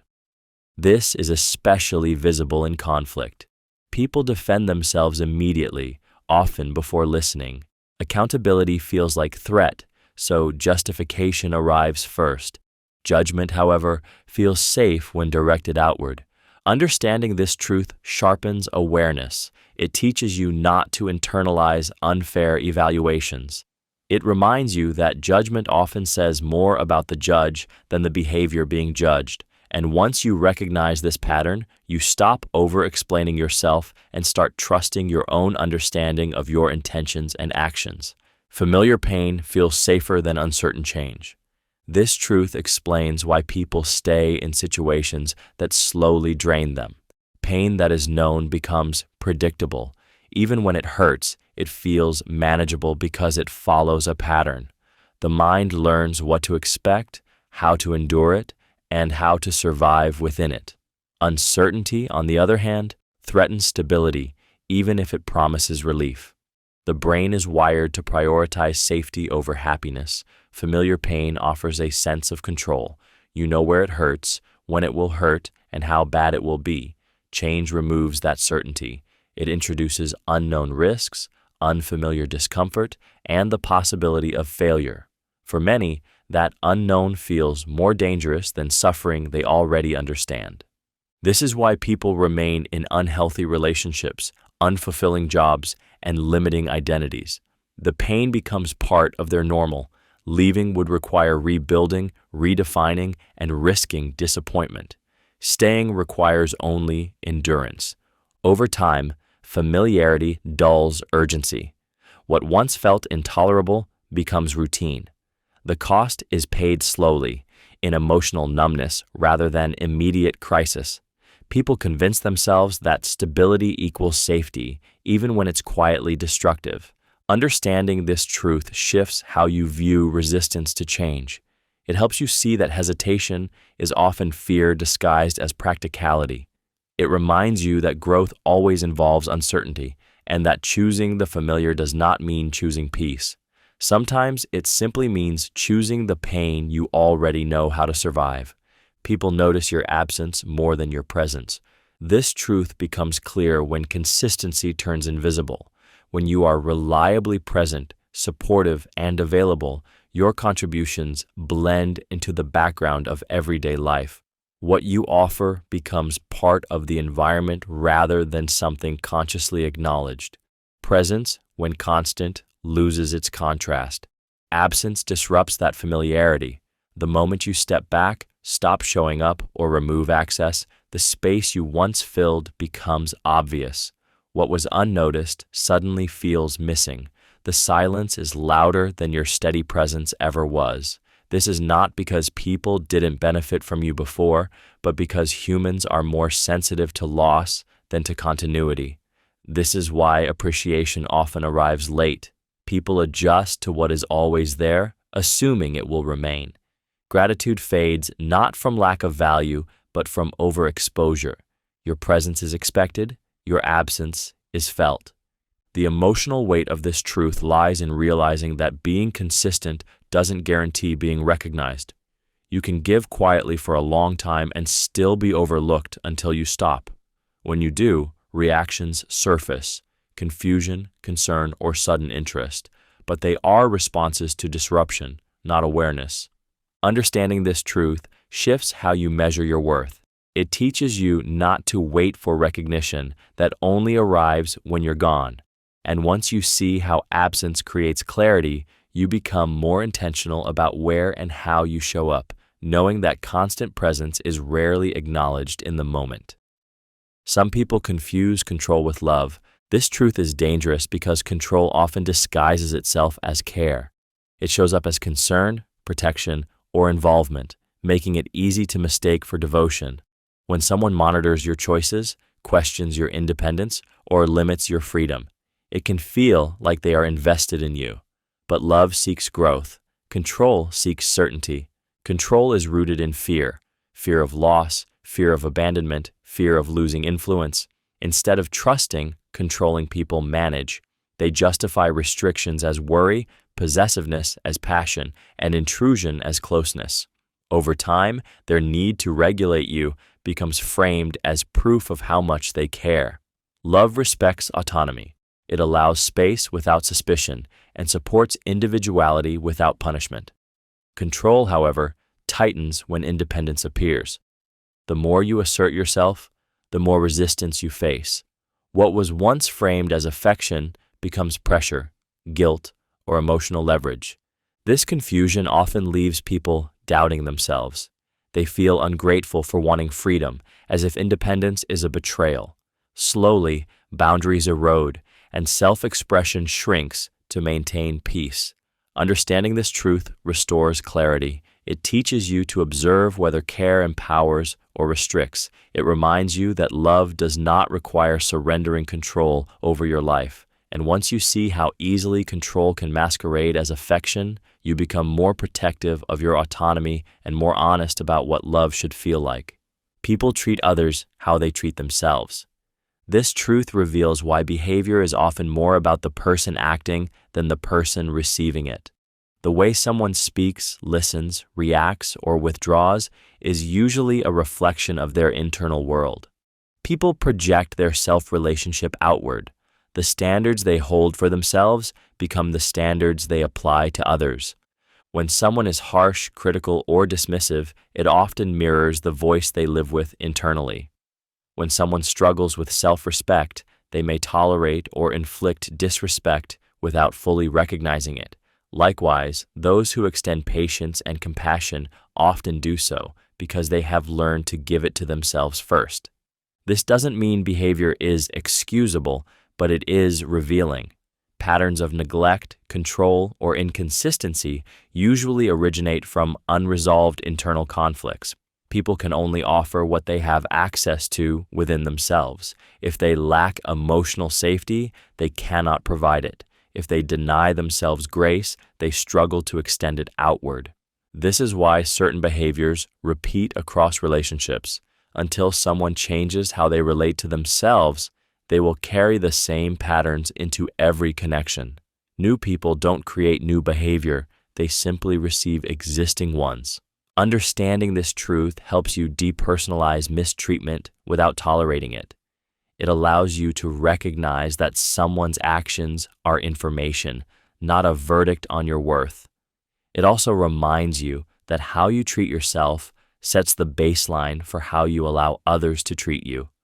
Good intentions don't erase damage. This truth challenges the comforting belief that meaning well is enough. Many people cause harm without malice, and they rely on their intentions as protection against responsibility. When confronted, they point to what they meant, not what they did. The focus shifts away from impact and toward internal justification. Intentions exist privately. Damage exists in reality. You can care deeply and still hurt someone. You can try your best and still cause lasting effects. When harm is measured by intention rather than impact, the injured person is left carrying both the pain and the burden of explaining why it matters. This is why phrases meant to soften accountability often feel dismissive. They prioritize the emotional comfort of the person who caused harm over the experience of the person who received it. Acknowledging damage requires humility and the willingness to accept that good intentions do not guarantee good outcomes. The emotional weight of this truth lies in being asked to forgive something that was never fully owned. When damage is minimized, healing is delayed. Repair cannot happen without recognition. Understanding this truth reframes responsibility. It teaches that accountability begins where intention ends. It reminds you that care is proven through response, not motivation. And once you grasp that harm is not undone by meaning well, you begin to value those who listen to impact, accept consequences, and change behavior over those who hide behind their intentions. People hear what supports their beliefs. This truth exists because the human mind is not designed to seek truth first. It is designed to seek coherence. People filter information through what they already believe, accepting what aligns and dismissing what threatens their worldview. Listening becomes selective, not deliberate. What confirms is absorbed. What challenges is resisted. Beliefs form identity. When those beliefs are questioned, it feels personal, as if the self is under attack. To avoid that discomfort, people unconsciously reinterpret words, ignore nuance, or reduce complex ideas into fragments that feel familiar. They aren't truly hearing you, they're scanning for validation. This is why conversations often feel circular. You explain carefully, yet the response reflects something you never said. Your words are reshaped to fit their existing narrative. Evidence becomes debatable, tone becomes the focus, and meaning is lost. This pattern isn't about intelligence, it's about emotional safety. Changing beliefs requires admitting uncertainty, and letting go of certainty feels destabilizing, so people protect their beliefs the way they protect themselves. Understanding this truth changes how you communicate. It teaches you to recognize when you're being listened to and when you're being filtered. It reminds you that clarity doesn't guarantee understanding. And once you see how strongly beliefs guide perception, you stop expecting openness from those who are invested in staying convinced. Help is sometimes offered to feel superior. This truth is uncomfortable because help is usually framed as selfless and kind. While much help is genuine, some assistance is offered not to support, but to elevate the giver. In these moments, help becomes a way to establish hierarchy rather than connection. The act looks generous on the surface, but the motivation is rooted in control or validation. When help is used to feel superior, it often comes with subtle conditions. It may be accompanied by reminders, advice that wasn't asked for, or expectations of gratitude. The helper positions themselves as capable and above, while the receiver is silently cast as lacking or dependent. The imbalance is intentional, even if unspoken. This kind of help can feel heavy. Instead of relief, it creates obligation. Instead of empowerment, it reinforces inadequacy. The giver gains a sense of importance, while the receiver feels smaller, indebted, or scrutinized. The help is less about solving the problem and more about being seen as the solution. This dynamic is common in relationships where power matters. Offering help becomes a way to maintain relevance, authority, or moral advantage. Refusing the help can even trigger offense because the offer was never just about support, it was about status. Understanding this truth teaches you to pay attention to how help feels, not just how it looks. Genuine help leaves you stronger and more autonomous. Help offered to feel superior leaves you aware of the imbalance. Once you recognize the difference, you become more selective about what you accept and from whom. People forgive when it benefits them. This truth reveals the transactional side of forgiveness that is rarely acknowledged. Forgiveness is often presented as a moral virtue, but in practice, many people extend it when it serves a purpose. When holding on to resentment is inconvenient, exhausting, or socially uncomfortable, forgiveness becomes a practical solution rather than an emotional resolution. People are more likely to forgive when forgiveness restores access, peace, or advantage. If forgiving allows a relationship to continue, avoids conflict, or maintains stability, it becomes appealing. When forgiveness requires no sacrifice, it is offered easily, but when it demands vulnerability, trust, or risk, it is delayed or withheld. This is why forgiveness can feel selective. The same behavior may be forgiven in one context and condemned in another. The difference lies in outcome. If forgiving improves their situation, it happens. If it doesn't, the grievance remains alive. The emotional tension appears when forgiveness is used as leverage. It can be granted conditionally, revoked when inconvenient, or offered without true resolution. In these cases, forgiveness is less about healing and more about control or self-interest. Understanding this truth reshapes expectations. It teaches you that forgiveness is not always proof of growth or empathy. Sometimes it is simply a strategic choice. And once you recognize when forgiveness is driven by benefit rather than understanding, you stop equating being forgiven with being understood or repaired. Many relationships survive on habit, not care. This truth is unsettling because longevity is often mistaken for depth. When people stay connected for a long time, it feels meaningful, even reassuring. But time alone does not guarantee care. Many relationships continue simply because they are familiar, routine, and easier to maintain than to end. Habit creates comfort without intention. People keep showing up not because they are emotionally invested, but because the pattern exists. Calls are made out of routine, conversations repeat themselves, and presence becomes automatic. The relationship persists, but the attention within it slowly fades. Care requires effort. It asks for curiosity, empathy, and emotional responsiveness. Habit requires none of that. It allows people to stay connected while avoiding growth, vulnerability, or difficult conversations. Over time, the relationship becomes predictable but emotionally thin. This is why some connections feel stagnant rather than supportive. You may notice that your growth isn't truly seen, your struggles aren't deeply engaged with, and your presence feels replaceable. The bond exists, but the care that once fueled it no longer does. Understanding this truth reshapes how you evaluate closeness. It teaches you to look beyond duration and routine. It reminds you that real care adapts as you change. And once you recognize the difference between consistency and intention, you stop mistaking habit for love and start seeking relationships that are actively chosen, not merely repeated.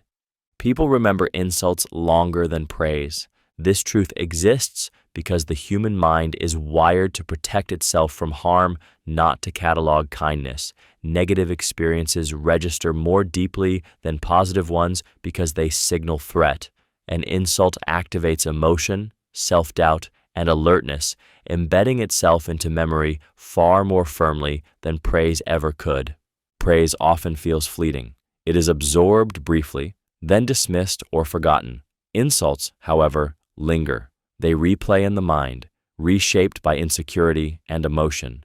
Even a single careless remark can outweigh years of encouragement, not because the praise was meaningless, but because the brain assigns more weight to what hurts. This is why people can recall exact words spoken in moments of embarrassment or criticism long after the context has faded. The emotional charge binds the memory. Over time, these moments can shape self-perception, influence behavior, and quietly alter confidence. This doesn't mean people intentionally ignore praise. Often they struggle to fully believe it. Compliments may conflict with internal narratives, while insults reinforce them. The mind holds on to what confirms existing fears more tightly than what challenges them. Understanding this truth changes how you speak and how you listen. It reminds you that words carry unequal weight, and careless negativity can cause lasting damage. It also teaches you to be cautious about internalizing criticism, recognizing that its persistence in your mind is not proof of its truth, but evidence of how the brain prioritizes pain over reassurance. Some people stay close to monitor, not support. This truth is unsettling because closeness is usually associated with care. We assume proximity means protection, loyalty, or concern. But for some people, staying close is not about helping you grow. It's about watching, measuring, and maintaining awareness of your position relative to theirs. Monitoring disguised as closeness often feels subtly uncomfortable. There is interest without encouragement, presence without warmth. They know details about your life, your plans, your struggles, yet offer little genuine support. Their questions feel more investigative than caring. Their attention is constant, but their help is conditional or absent. This behavior is often rooted in insecurity or comparison. By staying close, they reduce uncertainty. They want to know where you stand, how you're doing, whether you're ahead or falling behind. Supporting you fully might mean empowering you beyond their comfort, so they remain nearby without contributing to your progress. The emotional damage comes from mistaking surveillance for solidarity. You may feel watched rather than held, known but not supported. Over time, their presence drains rather than strengthens, leaving you confused about why closeness feels heavy instead of safe. Understanding this truth sharpens intuition. It teaches you to distinguish between those who show up to lift you and those who linger to observe. And once you notice who celebrates your growth versus who only tracks it, you become more intentional about who you allow close access to your inner world. People respect confidence more than competence. This truth exists because perception often outweighs substance. Confidence is visible, assertive, and reassuring, while competence is quiet and patient. When someone speaks with certainty, takes up space, and projects assurance, others instinctively assume capability, even when evidence is thin. Confidence fills gaps that competence alone does not announce. Human beings look for cues to decide who to trust and follow. Confidence simplifies that decision. It signals direction, reduces doubt, and creates the illusion of control. Competence, however, requires observation over time. It proves itself slowly, through results and consistency, which demands patience many people don't have. This is why less capable individuals can rise quickly, while more skilled ones are overlooked. The confident voice dominates the room, while the competent one waits to be asked. Over time, authority becomes attached to presence rather than ability, and respect follows projection instead of performance. The danger lies in this imbalance. When confidence goes unchecked by competence, mistakes are excused and feedback is resisted. Meanwhile, those who are capable but understated are underestimated, expected to deliver without recognition. Understanding this truth teaches strategic awareness. It reminds you that skill alone is not always enough to be seen. It encourages you to communicate your value without abandoning authenticity. And once you see how heavily respect leans on perception, you become more intentional about how you present your competence to a world that often listens first to certainty. Emotional availability is rare and valuable. This truth becomes evident when you realize how many people are present in body but absent in connection. Emotional availability requires awareness, vulnerability, and the willingness to engage without retreating when things become uncomfortable. Many people lack this not because they don't care, but because they've never learned how to sit with emotions, their own or anyone else's. Being emotionally available means listening without defensiveness, responding without shutting down, and staying present without needing to fix or escape. It demands effort and self-regulation. In a world that rewards distraction and avoidance, this level of engagement is uncommon. It requires people to slow down and be seen. This is why emotionally available individuals often feel rare and grounding. They create space where honesty feels safe and connection feels real. Their presence doesn't rush or dismiss. It acknowledges complexity instead of avoiding it. For those who have experienced emotional neglect or inconsistency, this kind of availability can feel almost foreign. Many relationships struggle not because of lack of affection, but because of lack of access. People care deeply, but cannot show up emotionally when it matters. Walls, habits, and fear get in the way. Understanding this truth shifts how you evaluate relationships. It teaches you to value depth over intensity and presence over performance. Emotional availability cannot be forced or demanded. When you encounter it, you recognize its worth immediately because it feels different. It feels safe, steady, and real. People often fear your growth. This truth becomes visible when your progress changes the balance of a relationship. Growth disrupts familiarity. It challenges roles, expectations, and unspoken hierarchies. When you evolve, you force others to confront what stayed the same in them, and that discomfort often manifests as resistance rather than support. Fear of your growth rarely appears as open opposition. It shows up as subtle discouragement, lack of enthusiasm, or conditional support. Compliments are quieter. Advice becomes caution. Encouragement is replaced with reminders of who you used to be. They may frame concern as care, but beneath it is anxiety about losing relevance, control, or shared identity. Some people benefit from you staying where you are. Your growth threatens their sense of stability or superiority. If you change, the dynamic changes. Supporting your evolution would require them to adapt, and adaptation feels risky.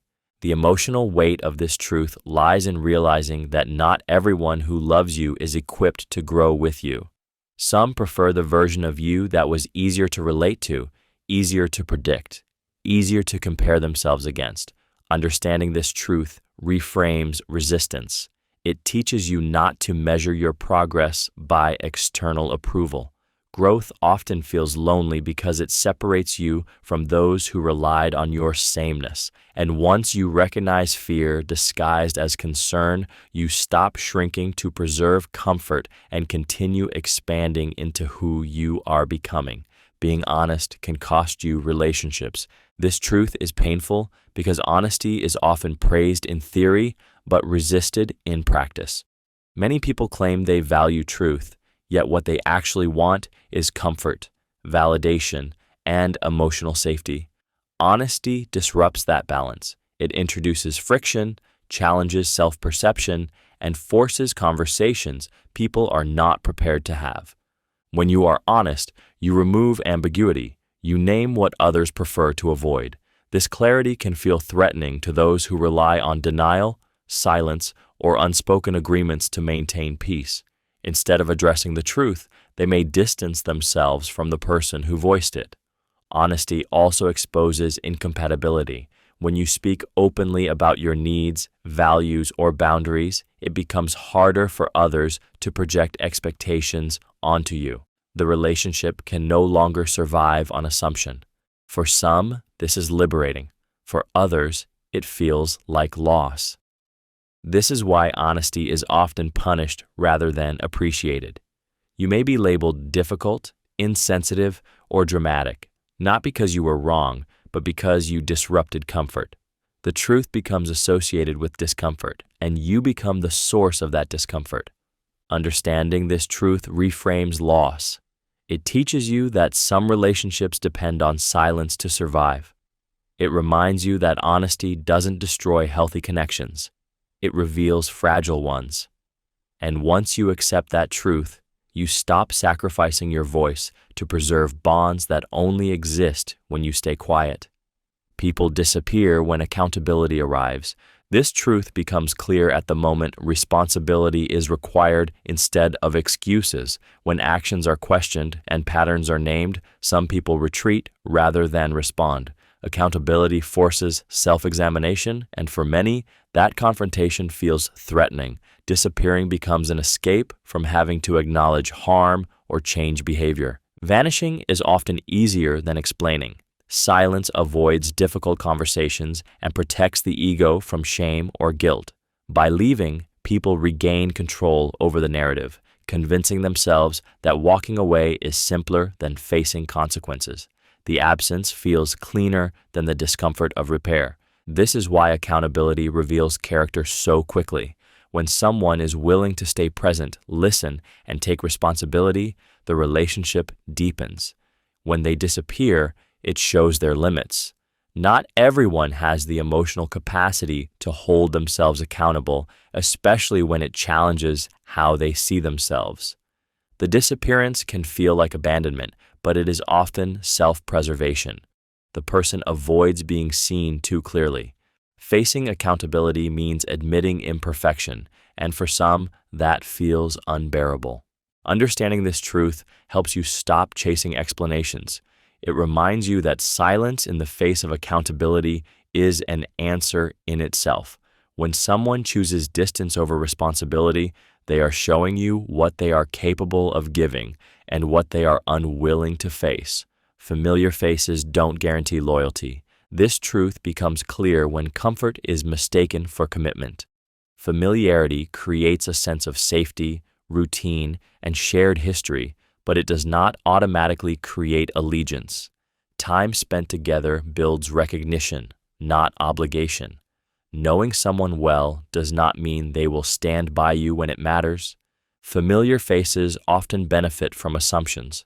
You assume they understand you, that shared memories equal shared values, that proximity equals reliability. But loyalty is not built through repetition. It is proven through choice. When circumstances change, when pressure appears, or when loyalty becomes inconvenient, familiarity alone offers no protection. This is why betrayal often comes from those closest to you, not because they intended harm, but because comfort can dull responsibility. They feel entitled to your presence without feeling accountable for your trust. History becomes a cushion that excuses absence, silence, or withdrawal.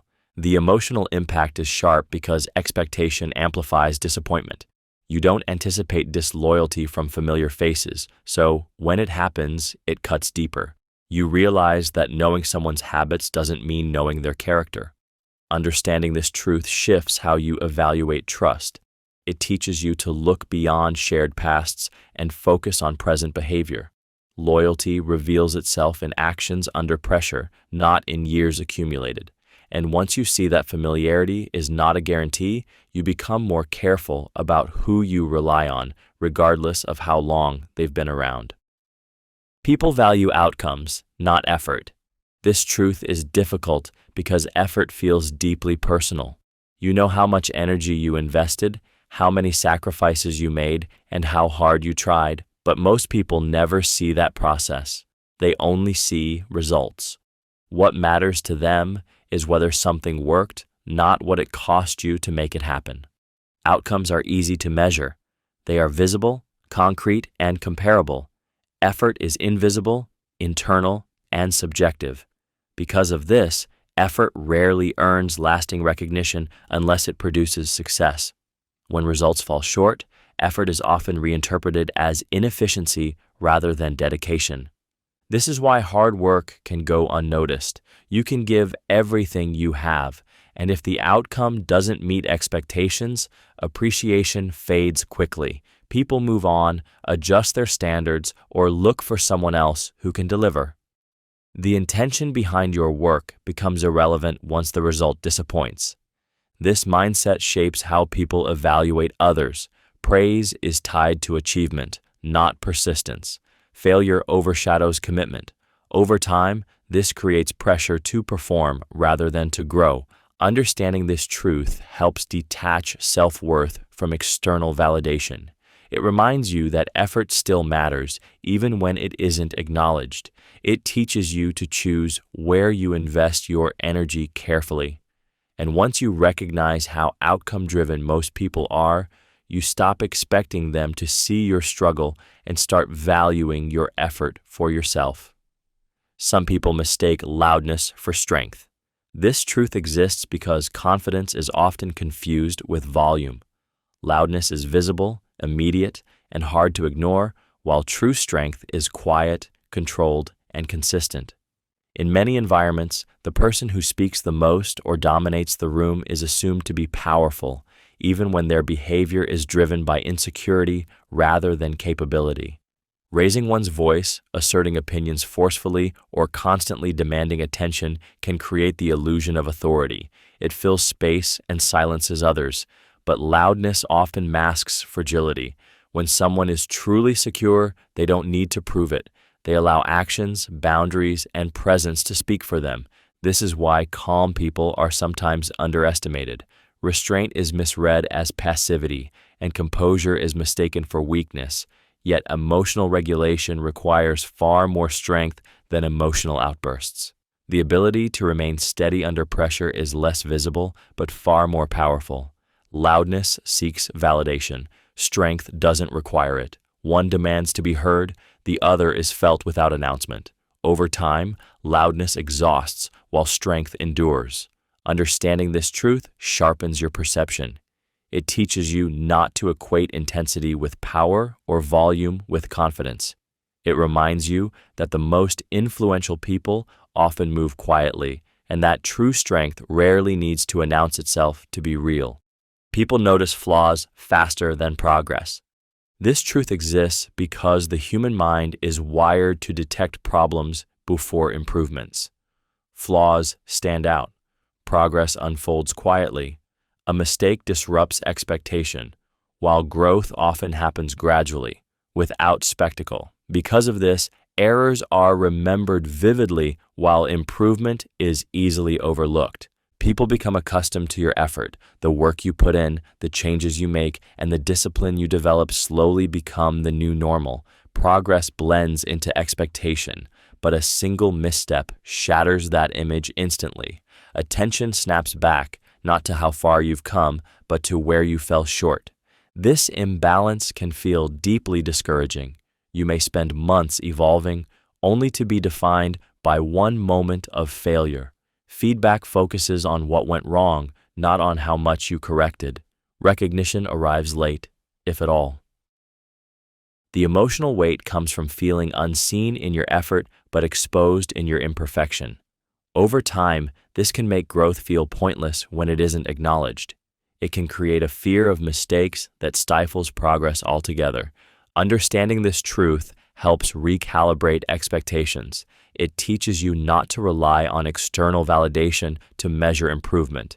Progress is real even when unnoticed, and once you accept that flaws draw attention faster than growth, you stop letting temporary errors overshadow long-term change and begin valuing your evolution regardless of who sees it. People defend those who resemble them. This truth exists because people are instinctively loyal to reflections of themselves. When someone shares similar traits, beliefs, flaws, or behaviors, defending them feels like self-preservation. An attack on the other becomes an indirect attack on their own identity. So protection comes quickly and often without full information. Resemblance creates unconscious alliances. Shared habits, values, or even shared mistakes form a sense of kinship. When one person is criticized, the other feels exposed. Defending them is less about fairness and more about maintaining a narrative in which their shared behavior remains acceptable. This is why accountability is uneven. People are harsher toward those who differ and more forgiving toward those who feel familiar. They rationalize behavior in others that they would condemn in someone else. Similarity softens judgment, while difference sharpens it. This dynamic is especially visible in groups. Collective identity strengthens defense mechanisms. Criticism is reframed as misunderstanding, and patterns are dismissed as exceptions. Truth becomes secondary to loyalty. Understanding this truth sharpens discernment. It teaches you not to expect objectivity from those who see themselves in someone else. It reminds you that defense often signals identification, not truth. And once you recognize how resemblance shapes allegiance, you stop taking selective loyalty personally and start seeing it as a reflection of human nature, not your worth. Distance reveals who actually cares. This truth becomes clear when proximity is removed and effort is required. When people are no longer bound by routine, convenience, or constant access, their priorities surface. Distance strips relationships down to intention. Without shared space or habitual interaction, only those who truly value the connection make the effort to maintain it. Closeness can create the illusion of commitment.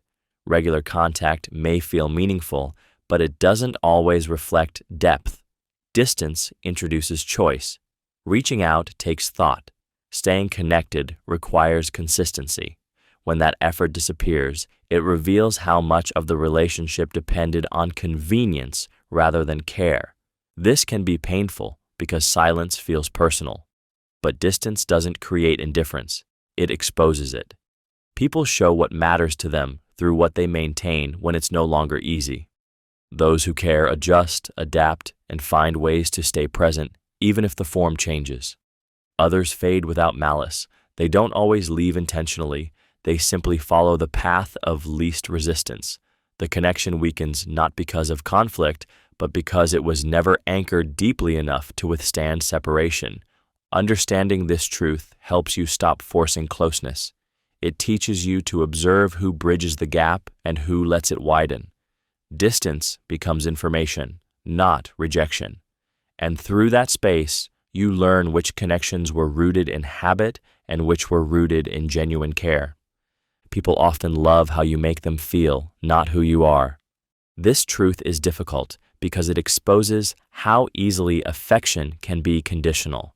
When someone associates you with comfort, validation, excitement, or relief, those feelings become the foundation of their attachment. Your presence is valued for the emotional state it creates, not for your inner world, values, or complexities. This kind of love feels intense at first. You are appreciated, sought after, and praised. But the attachment is fragile. The moment you stop providing the same emotional experience, when you're tired, struggling, honest, or changed, the connection weakens. The affection was tied to a feeling, and feelings are temporary. The emotional cost appears when you express parts of yourself that don't fit the role. Your needs feel inconvenient. Your depth feels unexpected. You sense disappointment not because you changed, but because the emotional return shifted. You were loved for what you evoked, not for who you are beneath it. This dynamic can make you shrink yourself to preserve connection. You learn which version of you is most accepted and unconsciously perform it. Over time, this creates exhaustion and disconnection from your authentic self. Understanding this truth creates clarity. It teaches you to notice whether someone is curious about your inner world or only about how you affect theirs. Real connection survives emotional shifts, and once you recognize the difference, you stop confusing emotional dependency with genuine love. Many people are uncomfortable with depth. This truth exists because depth demands presence, and presence demands vulnerability. Going beyond surface conversation means confronting emotions, uncertainty, and meaning, things many people have learned to avoid. Depth slows interactions down. It removes distractions and forces people to sit with themselves and others without escape. Surface-level connection feels safe. It allows humor without exposure, conversation without commitment, and closeness without risk. Depth, however, asks questions that don't have easy answers. It brings awareness to fears, desires, contradictions, and unresolved pain. For those who rely on distraction to cope, this can feel overwhelming. This discomfort often appears as avoidance. Conversations are redirected. Serious moments are softened with jokes. Emotional openness is met with silence or deflection. It's not that people don't care. It's that they don't have the capacity to stay present in emotional complexity. Depth also disrupts control. When things become real, scripts fail. You can't hide behind roles or rehearsed responses. Many people would rather keep interactions light than risk being seen clearly. Understanding this truth reframes rejection. It teaches you that withdrawal is often about capacity, not connection.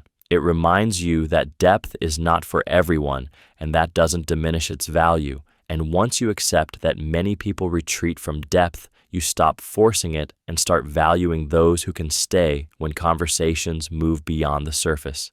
People expect understanding without giving it. This truth appears in the imbalance of many interactions. People want their actions contextualized, their flaws excused, and their intentions understood. They ask for patience, empathy, and grace, especially when they fall short. Yet when roles reverse, that same generosity often disappears. Understanding becomes a one-way expectation rather than a shared practice. Many people are deeply aware of their own internal struggles, but remain detached from the inner worlds of others. They know why they acted the way they did, but they judge others only by outcomes. Their behavior is humanized, yours is scrutinized. This double standard allows them to feel justified without being fair. Understanding requires effort. It asks someone to pause their own narrative and consider another perspective. That effort is often withheld when it threatens comfort or self-image. It's easier to ask for empathy than to practice it, easier to explain oneself than to truly listen. This imbalance creates quiet resentment. One person carries emotional labor, constantly making room for others, while receiving little in return. Over time, understanding turns into exhaustion rather than connection. Understanding this truth helps you recognize when empathy is being exploited. It reminds you that mutual understanding is built through reciprocity, not obligation. When someone consistently demands compassion but refuses to offer it, they are not asking for connection. They are asking for exemption. Some people keep you around out of habit. This truth is subtle because habit feels like loyalty on the surface. Routine creates comfort, and comfort is easily mistaken for care.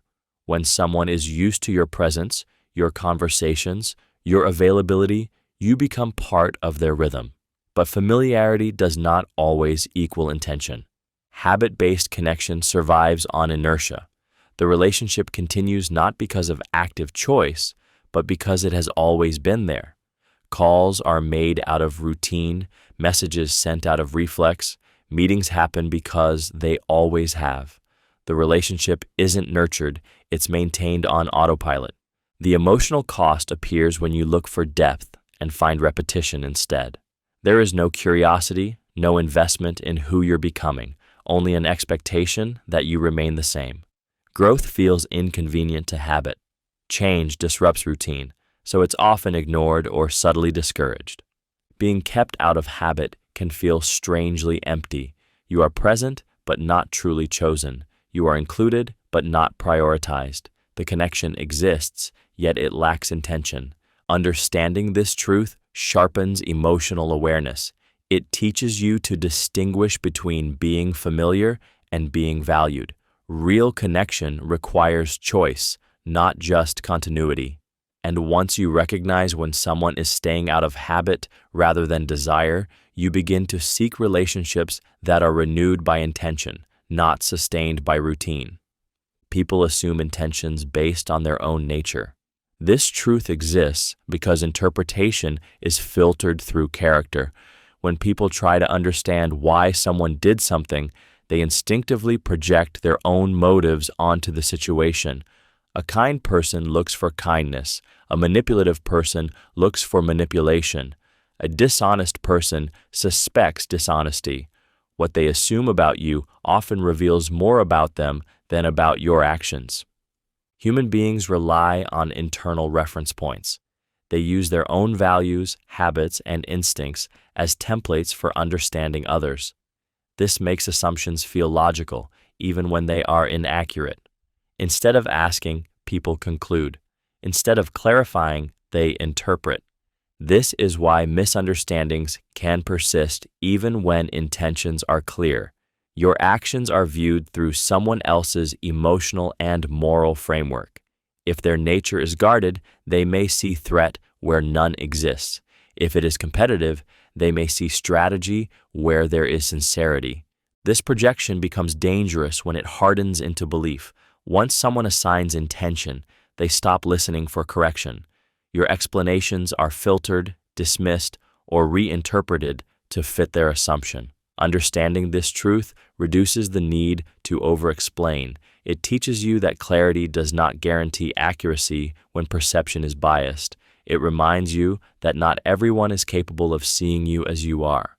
And once you recognize how strongly nature shapes interpretation, you stop chasing understanding from those who can only see the world through themselves. Being selfless can attract selfish people. This truth exists because selflessness creates opportunity, and selfish people are skilled at recognizing it. When you consistently put others first, prioritize harmony, and minimize your own needs, you become an easy source of comfort and benefit. Your giving nature signals availability, not to those who want to reciprocate, but to those who want to take. Selfish people are drawn to low resistance. They notice who overextends without complaint, who forgives quickly, and who adapts endlessly. Your selflessness reduces friction, making it easier for them to meet their needs without having to consider yours. Over time, imbalance becomes the norm. This dynamic rarely starts obviously. It often begins with appreciation, gratitude, and closeness. But as expectations grow, so does entitlement. What you once offered freely becomes expected. Your needs are postponed, dismissed, or labeled as inconvenient. Selflessness without boundaries teaches people how to treat you. It quietly communicates that your limits are flexible and your discomfort is negotiable. For those inclined towards selfishness, this is an invitation. Understanding this truth doesn't require abandoning kindness. It requires pairing generosity with self-respect. It teaches you that giving should not cost you your voice or your well-being. When selflessness is grounded in boundaries, it attracts balance. Without them, it attracts those who are most willing to take without giving back. People avoid hard conversations until it's too late. This truth exists because discomfort is easier to delay than to confront. Hard conversations threaten peace, challenge self-image, and risk conflict. So many people choose silence instead. They convince themselves that the issue will resolve on its own, that timing will improve, or that speaking up would only make things worse. Avoidance feels harmless in the moment.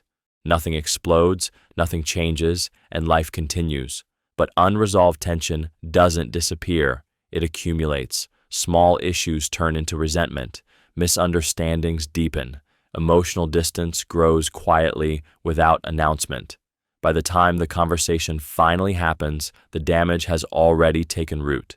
This is why so many endings feel sudden, but were actually long in the making. The truth was withheld too long. What could have been repaired early becomes too heavy to untangle later. When words finally surface, they arrive with frustration instead of clarity. The emotional weight of this truth lies in realizing how much could have been saved through honesty. Silence preserves comfort temporarily, but costs connection over time. Understanding this truth reframes courage. It teaches that discomfort faced early prevents greater pain later. Hard conversations are not destructive by nature, avoidance is. And once you recognize how delay compounds damage, you become more willing to speak while there is still time to be heard. Not everyone deserves access to you. This truth feels uncomfortable because access is often confused with kindness. Many people are taught that openness equals goodness and that distance signals coldness. But access is not a moral obligation, it is a privilege. Allowing someone into your thoughts, time, energy, and inner world should be intentional, not automatic. Access exposes you. It gives people the ability to influence your emotions, drain your energy, or shape your self-perception. When given without discernment, it invites misunderstanding, entitlement, and harm. Not everyone who wants closeness has the capacity to handle it responsibly. Some people misuse access. They overstep boundaries, demand availability, or take familiarity for granted. Others lack the emotional maturity to engage with your vulnerability without judgment or control. Their presence doesn't feel supportive. It feels invasive. This is why boundaries are essential. They are not walls meant to isolate, but filters that protect. Limiting access is an act of self-respect, not selfishness. It ensures that the people who are close to you have earned that position through consistency, care, and respect. Understanding this truth reshapes relationships. It teaches you that you don't owe everyone openness. That distance can be healthy. And once you accept that access must be earned, you stop overextending yourself and start preserving your energy for those who treat it with care. People rarely change without loss. This truth exists because comfort resists transformation. As long as life remains manageable, there is little incentive to reflect deeply or alter behavior. Change threatens identity, habits, and familiarity. Loss, however, breaks that stability. It removes what once made avoidance possible and forces confrontation with reality. Loss can take many forms: relationships, opportunities, respect, health, or self-image. When something meaningful is taken away, denial becomes harder to maintain. The absence creates space where reflection enters. Pain interrupts routine and demands attention. What was once ignored becomes impossible to avoid. Many people promise change when faced with discomfort, but intention alone rarely reshapes behavior. Without consequence, old patterns return. Loss creates consequence. It attaches emotional weight to behavior, turning abstract lessons into lived experience. Only then does change begin to feel necessary rather than optional. This is why advice often fails where experience succeeds. Hearing the truth is different from feeling it. Loss makes the cost real. It teaches in a way words cannot. Understanding this truth helps you release frustration with those who don't change despite awareness. It also reframes your own losses. While painful, they often serve as catalysts rather than punishments. Change that comes without loss is rare because nothing forces it. Loss does. People confuse attachment with connection. This truth exists because attachment feels intense, and intensity is often mistaken for depth. Attachment is driven by need, fear, and dependency. Connection is built on understanding, choice, and mutual presence. But because attachment creates strong emotional reactions, many people assume it means something profound. Attachment forms quickly. It clings to familiarity, validation, and consistency. Someone becomes important not because they are deeply known, but because they soothe loneliness, fill emotional gaps, or provide stability. The bond feels urgent, but it is fragile. When the source of comfort is threatened, attachment reacts with anxiety, control, or fear of loss. Connection behaves differently. It allows space without panic. It survives change and disagreement. It doesn't rely on constant reassurance to exist, but connection develops slowly, requiring effort, honesty, and emotional safety, which many people avoid. The emotional confusion comes when attachment is mislabeled as love or intimacy. The relationship feels intense but shallow. You may feel needed but not understood, close but unseen. When circumstances change, the bond collapses because it was never rooted in true connection. Understanding this truth clarifies emotional dynamics. It teaches you to look beyond intensity and examine stability, curiosity, and respect. And once you recognize the difference, you stop mistaking emotional dependence for genuine connection. Many people fear honesty more than betrayal. This truth is disturbing because it reveals how deeply comfort governs behavior. Betrayal, while painful, can be externalized. It can be blamed, condemned, and emotionally compartmentalized. Honesty, however, forces internal confrontation. It challenges self-image, exposes flaws, and removes the safety of denial. Honesty brings clarity, and clarity demands change. When someone is honest with you, or when you are honest with them, it disrupts narratives that people rely on to feel secure. It threatens relationships built on assumption, silence, or unspoken agreements. Betrayal hurts, but honesty destabilizes. This is why people often punish truth-tellers more harshly than liars. A lie preserves comfort in the moment. Honesty creates tension that must be addressed.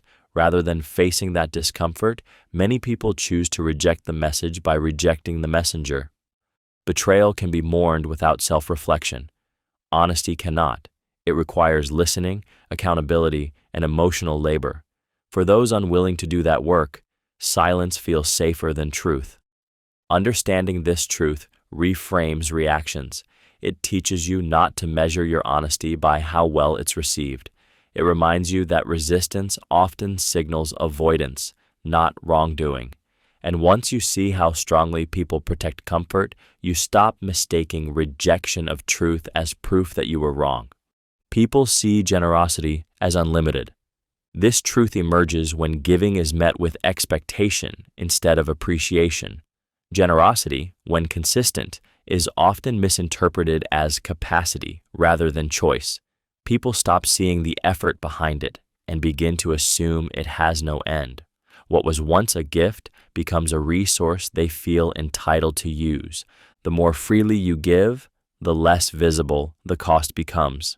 Your time, energy, and emotional labor are taken as available by default.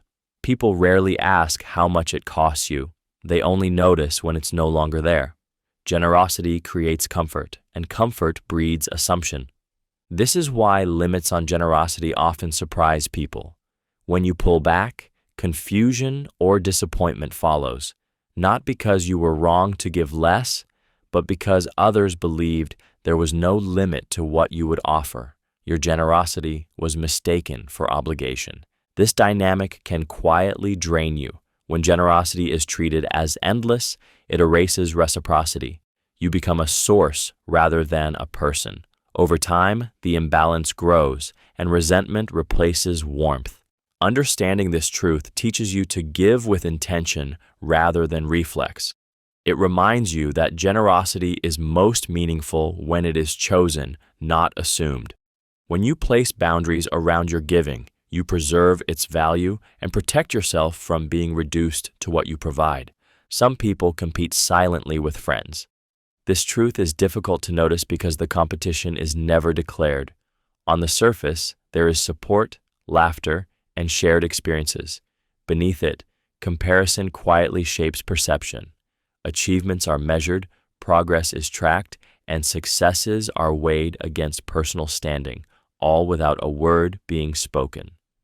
Silent competition often comes from insecurity, not hostility. A friend's growth can unintentionally trigger self-doubt. Instead of celebrating freely, some people internalize comparison and turn the relationship into a benchmark. They may congratulate you, but the praise feels restrained. Your wins are acknowledged, then quickly minimized or redirected. The emotional tension appears in subtle behaviors. Enthusiasm fades when you succeed. Advice becomes caution. Support feels conditional. You sense a shift but can't point to a clear offense. The competition lives in tone, timing, and energy rather than words. This dynamic is draining because friendship is expected to be safe. You lower your guard only to feel quietly measured. Over time, you may downplay your progress to keep the peace or avoid triggering discomfort. Understanding this truth sharpens emotional awareness. It teaches you to notice who celebrates without comparison and who grows distant when you thrive. Real friends don't feel threatened by your progress. And once you recognize silent competition, you stop shrinking yourself for comfort and start valuing relationships where growth is shared, not scored. People rationalize mistreatment when it benefits them. This truth exists because self-interest is a powerful motivator. When someone gains comfort, control, or advantage from mistreating another person, the mind quickly searches for ways to make that behavior feel acceptable. Instead of questioning the harm, people adjust the story around it until it no longer feels wrong. Rationalization protects the ego. It reframes mistreatment as necessity, misunderstanding, or deserved consequence. I had no choice. They're too sensitive. Or, this is just how things are, become tools to quiet guilt. The focus shifts away from impact and toward justification. This pattern thrives when power or convenience is involved. If someone benefits emotionally, socially, or materially, acknowledging harm would require sacrifice. Rather than give up that benefit, they distort reality. Over time, repeated rationalization numbs empathy and normalizes behavior that would otherwise feel unacceptable. This is why mistreatment can persist without apology or change. As long as it serves a purpose, it is defended. The person being harmed is subtly blamed for the situation, making resistance seem unreasonable. Understanding this truth sharpens boundaries. It teaches you not to wait for validation from those who profit from your discomfort. It reminds you that explanations do not equal accountability. And once you recognize how easily benefit overrides conscience, you stop trying to reason with rationalization and start protecting yourself instead. Respect is tested when you disagree. This truth surfaces the moment alignment breaks. Agreement is easy. It requires no restraint, no empathy, no maturity. Disagreement, however, creates tension, and tension reveals how much respect truly exists. When opinions differ, people are forced to choose between honoring the relationship or defending their ego. Many people confuse respect with compliance. As long as you agree, you are valued. The moment you challenge a belief, set a different boundary, or hold an opposing view, the tone shifts. Dismissiveness, sarcasm, or withdrawal replaces dialogue. What they call disrespect is often just your refusal to conform. True respect allows for difference without devaluation. It doesn't require agreement to maintain dignity. It listens without trying to dominate. When respect is conditional, it collapses under disagreement because it was never rooted in regard, it was rooted in control. This is why conflict is revealing. It shows whether someone values you as an equal or merely as an extension of their own perspective.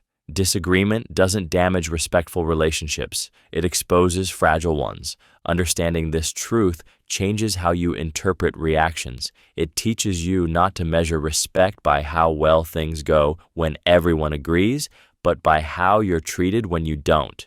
Because respect that disappears in disagreement was never respect to begin with. People don't notice peace until it's gone. This truth exists because peace is quiet. It doesn't demand attention, create drama, or announce itself loudly. When life feels stable and calm, it fades into the background of daily experience. People adapt to it quickly, assuming it is permanent, something that will always be there without effort. Chaos, on the other hand, is impossible to ignore. When peace disappears, its absence becomes overwhelming. The calm that once softened days is replaced by tension, noise, and emotional strain. Only then do people recognize what peace was providing: clarity, rest, and emotional safety. This is why peace is often undervalued. It doesn't stimulate, impress, or excite. It simply allows life to flow smoothly. Many people chase intensity, mistaking it for meaning, until exhaustion forces awareness. By then, peace feels distant and difficult to reclaim. The emotional weight of this truth lies in regret. You realize that what you overlooked was what held everything together. The quiet stability you ignored was the foundation beneath your well-being. Understanding this truth changes perception.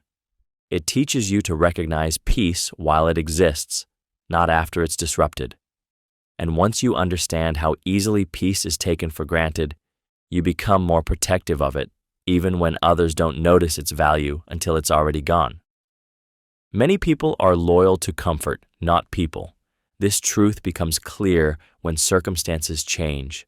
As long as a relationship feels easy, familiar, and emotionally rewarding, loyalty appears strong.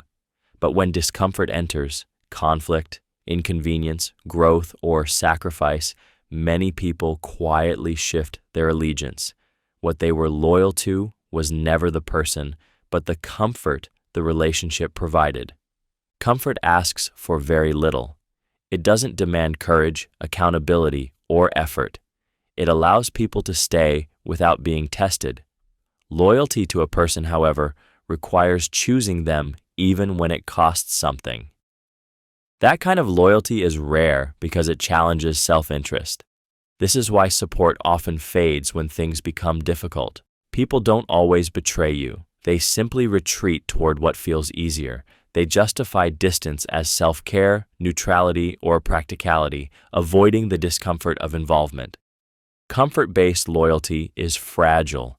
It disappears when the relationship stops serving its original function. Shared history, promises, and words mean little once ease is disrupted. What remains is absence, not conflict. Understanding this truth recalibrates expectations. It teaches you to recognize who stays when comfort leaves. It reminds you that true loyalty shows itself under strain, not ease. And once you see how many people choose comfort over commitment, you begin to value the rare ones who remain present when it's no longer convenient. People remember your mistakes longer than your growth. This truth exists because change challenges perception. When someone forms an image of you during a mistake, that version becomes familiar and easy to recall. Growth requires updating that image, and many people resist doing that work. It's simpler to hold on to who you were than to acknowledge who you've become.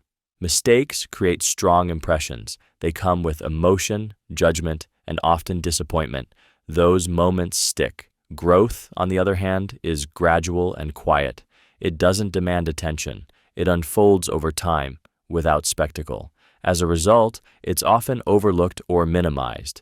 This is why people may continue to treat you according to an outdated version of yourself. They reference past behavior while ignoring present effort, not always out of malice, but out of cognitive ease. Letting go of old narratives requires humility and openness. This can feel discouraging, especially when you've done the work to change. But growth isn't invalidated by others' memory. It exists regardless of recognition.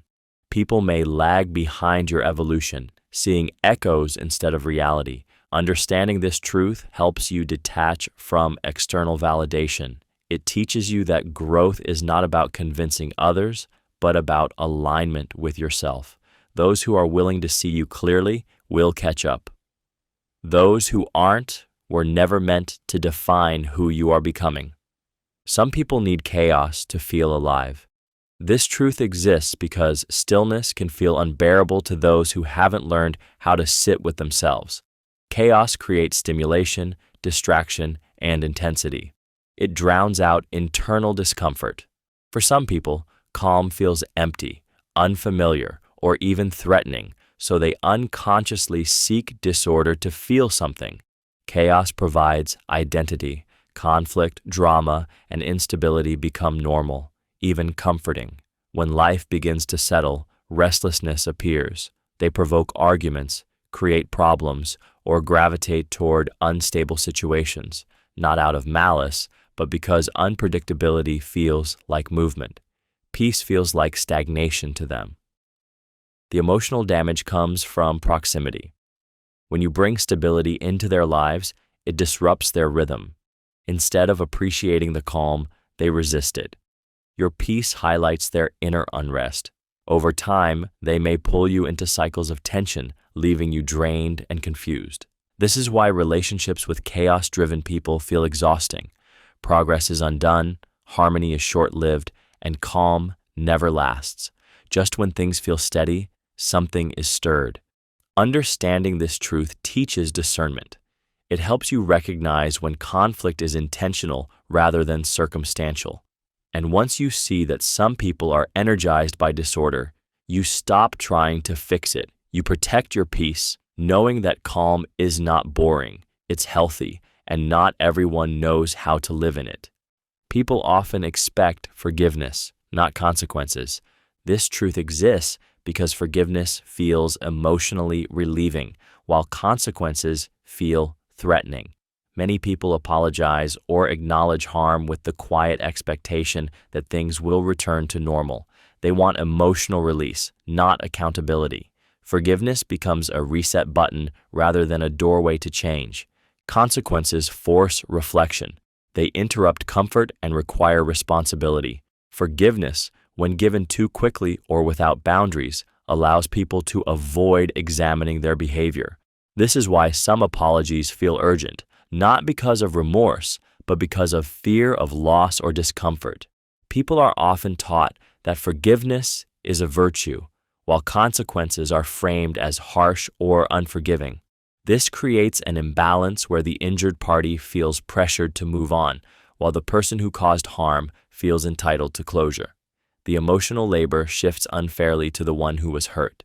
This expectation becomes most visible when boundaries are enforced. Distance, limits, or changed behavior are met with surprise or offense. Forgiveness was assumed to mean access restored, trust renewed, and accountability dissolved.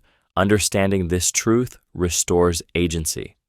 It teaches you that forgiveness and consequences are not opposites, that healing does not require erasing impact. And once you accept that some people seek forgiveness to avoid responsibility, you stop feeling guilty for choosing protection over premature peace. People take consistency for granted. This truth emerges when reliability becomes expected rather than valued. Consistency feels quiet and unremarkable because it lacks drama. Showing up regularly, keeping promises, and being emotionally steady slowly fade into the background. What once felt reassuring becomes invisible. The human mind adapts quickly.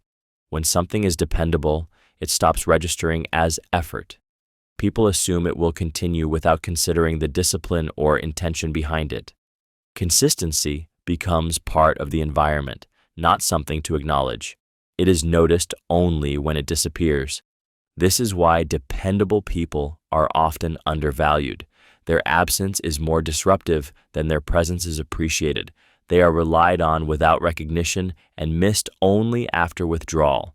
Over time, this dynamic can create exhaustion and quiet resentment. In contrast, inconsistency often attracts more attention. Unpredictability creates tension, and tension creates focus. Steady effort doesn't trigger urgency, so it is overlooked, even though it is what holds things together. Understanding this truth changes how you give. It teaches you that consistency should be intentional, not unconditional, that your reliability is a strength, but it deserves boundaries. When consistency is paired with self-respect, it remains sustainable. Without it, you risk becoming invisible while carrying the weight of everything that depends on you. Not everyone claps when you succeed. This truth becomes clear the moment your progress outpaces expectation. Success changes dynamics. It alters comparison, challenges self-perception, and shifts unspoken hierarchies. While some people celebrate openly, others grow quiet. Their silence isn't always hostility, but it often carries discomfort. Support is easy when you're struggling or equal. When you succeed, your growth becomes a mirror. It reflects what others hoped for, postponed, or abandoned. Instead of feeling inspired, some feel exposed. Applause becomes difficult when success highlights personal insecurity. This is why congratulations can feel restrained or absent. Your achievements may be acknowledged briefly, then ignored. Conversations move on quickly. Enthusiasm fades. The lack of response feels confusing because you expected shared joy, not distance. The emotional weight lies in realizing that success can isolate you. You didn't change, but the way you are perceived did. Your growth disrupted comfort, and not everyone is equipped to handle that shift. Understanding this truth reframes celebration. It teaches you not to measure your achievements by external applause. Genuine support reveals itself in consistent encouragement, not public praise. And once you accept that not everyone will clap, you stop shrinking your success to preserve comfort and continue moving forward without apology. People listen more to tone than truth. This truth exists because emotion is processed faster than meaning. Before people fully register what is being said, they react to how it is said. Tone signals threat, safety, confidence, or vulnerability, and the brain prioritizes those cues over the actual message. As a result, truth can be ignored if the delivery feels uncomfortable. This is why calm falsehoods are often accepted while emotional honesty is dismissed. If your tone triggers defensiveness, your words lose power regardless of their accuracy. People stop listening to understand and start listening to protect themselves. Tone also provides an easy way to avoid accountability. Focusing on delivery allows people to sidestep the content. The message is reframed as aggressive, rude, or inappropriate, shifting attention away from what was actually said. Truth becomes secondary to emotional reaction. This dynamic places an unfair burden on honesty. You are expected to package truth in a way that feels safe, non-threatening, and palatable, even when the truth itself is disruptive. If you fail to do so, your message is dismissed. Understanding this truth changes how you communicate and how you interpret responses. It teaches you that being unheard does not mean being wrong. It reminds you that discomfort often signals proximity to truth. And once you recognize how tone filters meaning, you stop measuring truth by how gently it is received. Many people fear being seen too clearly. This truth exists because being truly seen removes the ability to hide behind curated versions of the self. When someone sees you clearly, they see contradictions, insecurities, motives, and patterns, not just the polished exterior. For many people, that level of visibility feels threatening. It exposes parts they've spent years avoiding or protecting. Being seen clearly means being known without illusion. It means someone can recognize your defenses, your emotional habits, and the stories you tell yourself. That kind of awareness dissolves control. You can no longer manage perception or rely on surface charm. For those who depend on masks to feel safe, this feels deeply uncomfortable. This fear often shows up as distance. People deflect with humor, change the subject, or keep interactions shallow. They may label depth as too much or vulnerability as unnecessary. It's not because they don't value connection, but because true intimacy requires honesty they're not ready to face. Some people are afraid that if they're seen clearly, they'll be rejected. Others fear being held accountable to who they claim to be. Being seen means being known, and being known removes plausible deniability. Understanding this truth helps you stop personalizing withdrawal. It teaches you that someone pulling away from depth is often protecting themselves, not rejecting you, and it reminds you that clarity is powerful, because only those who are willing to face themselves can tolerate being seen without armor. People avoid self-reflection whenever possible. This truth exists because self-reflection is uncomfortable. It requires confronting contradictions, mistakes, and unresolved emotions.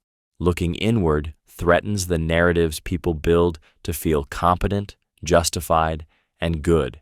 Avoidance becomes a form of self-protection, even when it stalls growth. Instead of examining themselves, many people externalize blame. Problems are attributed to circumstances, other people, or bad luck. Reflection is replaced with distraction, defensiveness, or repetition. It feels safer to repeat patterns than to question them. Self-reflection also demands responsibility. Once you see your role clearly, you can't unsee it. Change becomes necessary, and change requires effort. For many, Maintaining familiar dysfunction feels easier than facing the work of improvement. The emotional toll appears in stagnation. Relationships cycle through the same conflicts. Mistakes repeat under different names. Growth is delayed not by lack of opportunity, but by refusal to look inward. Understanding this truth creates clarity. It teaches you not to expect awareness from those unwilling to reflect. You stop over-explaining. Stop waiting for insight that never comes. And once you recognize how rare genuine self-examination is, you begin valuing it in yourself and others, knowing that reflection is not weakness, but the beginning of real change. People avoid self-reflection whenever possible. This truth exists because self-reflection is deeply uncomfortable. It forces people to confront contradictions, mistakes, and unresolved emotions they would rather ignore. Looking inward threatens the identity they've built to feel justified, capable, and in control. Avoidance becomes a form of self-preservation, even when it silently limits growth. Instead of examining themselves, many people redirect attention outward. Blame is placed on circumstances, other people, timing, or fate. Reflection is replaced with defensiveness, distraction, or repetition of the same patterns under new excuses. It feels safer to repeat familiar behaviors than to question them. Self-reflection also carries a heavy cost, responsibility. Once someone clearly sees their role in a situation, denial is no longer possible. Change becomes necessary, and change requires effort, humility, and discomfort. For many, maintaining a familiar dysfunction feels easier than facing the work of personal accountability. The emotional impact of this avoidance shows up as stagnation. The same conflicts resurface. The same mistakes repeat. Growth feels blocked, not because insight is unavailable, but because it is actively resisted. Understanding this truth shifts expectations. It teaches you not to wait for awareness from those unwilling to look inward. You stop explaining, stop hoping your clarity will become theirs. And once you recognize how rare genuine self-examination is, you begin to value it deeply, knowing that reflection is not weakness, but the foundation of real change. Some people only show up when it's easy.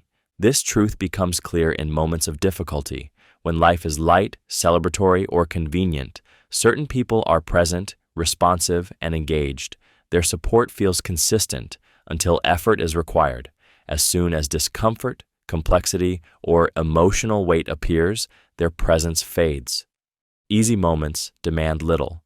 They require no sacrifice, no emotional labor, and no resilience.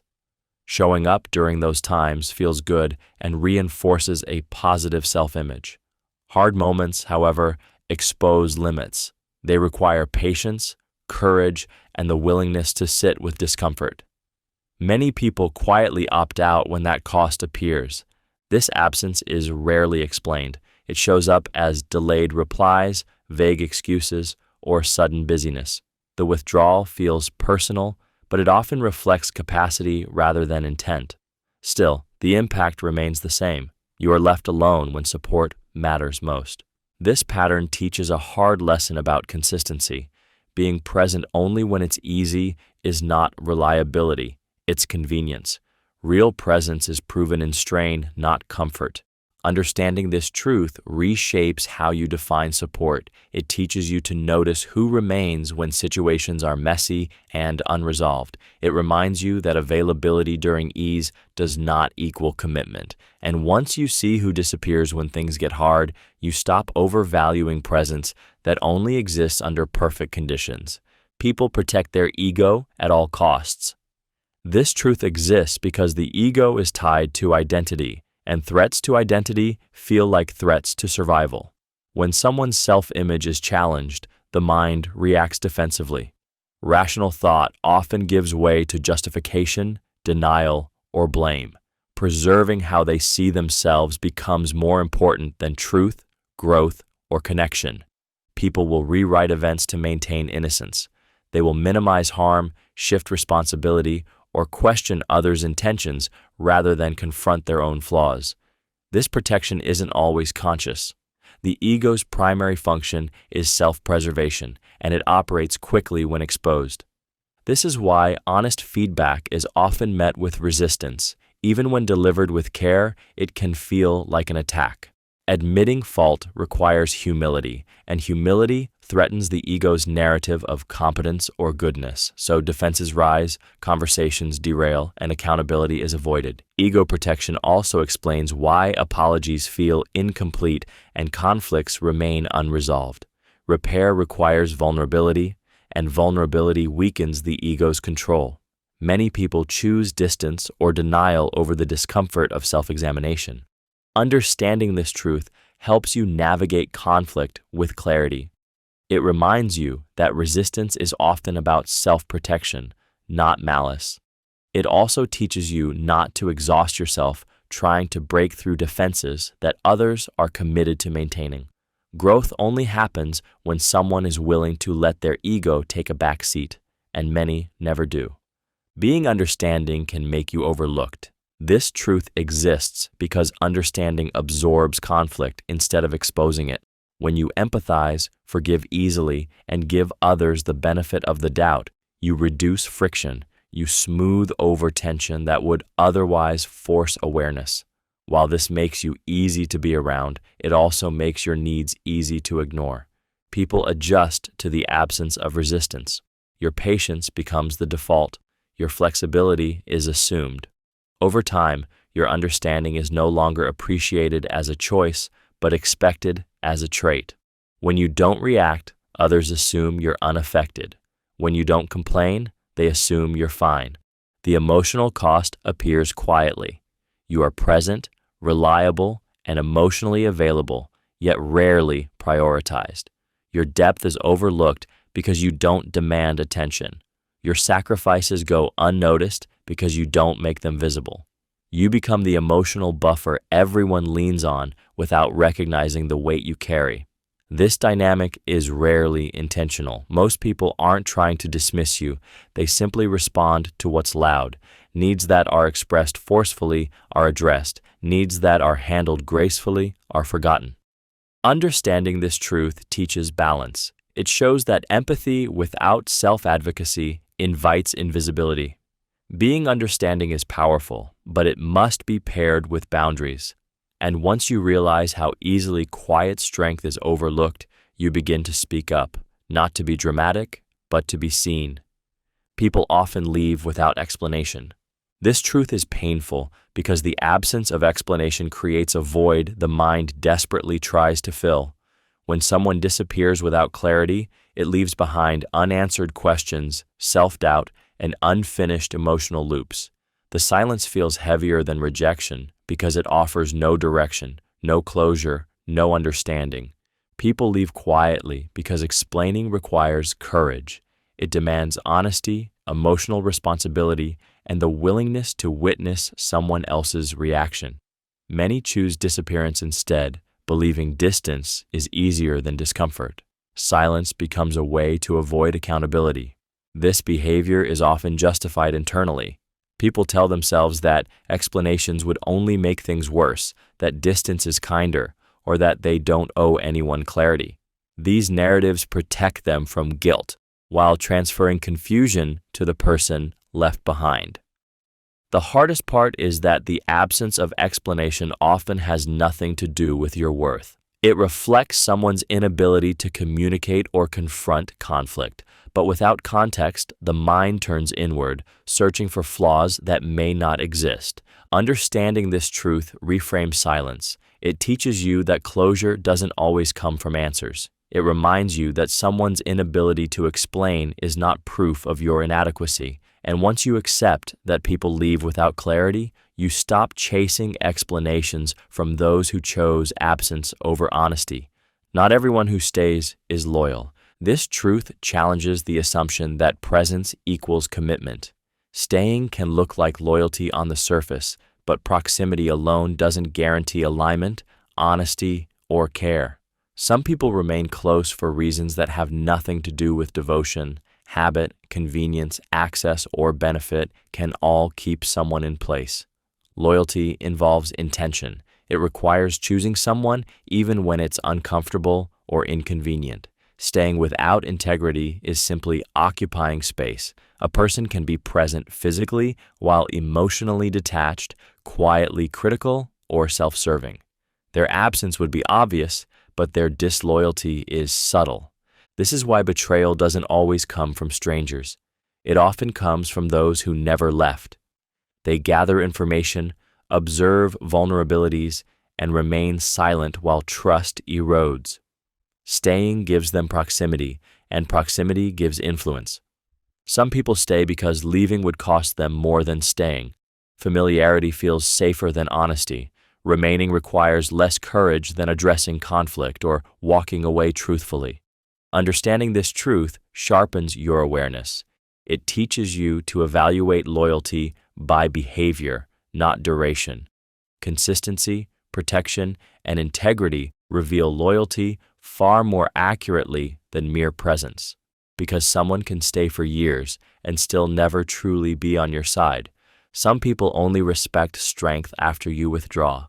This truth exists because presence can be mistaken for permission. When you are consistently available, patient, and understanding, some people interpret that as tolerance rather than strength. Your boundaries feel flexible, your absence unimaginable. Strength in their eyes is invisible as long as you remain accessible. Withdrawal disrupts that illusion. When you step back, reduce access, or remove your energy, the dynamic shifts. What was once taken for granted becomes noticeable. Your absence creates contrast, and only then does your value register. Respect appears not because you changed, but because the cost of losing access became real. This response is rooted in consequence. Some people don't recognize boundaries until they are enforced.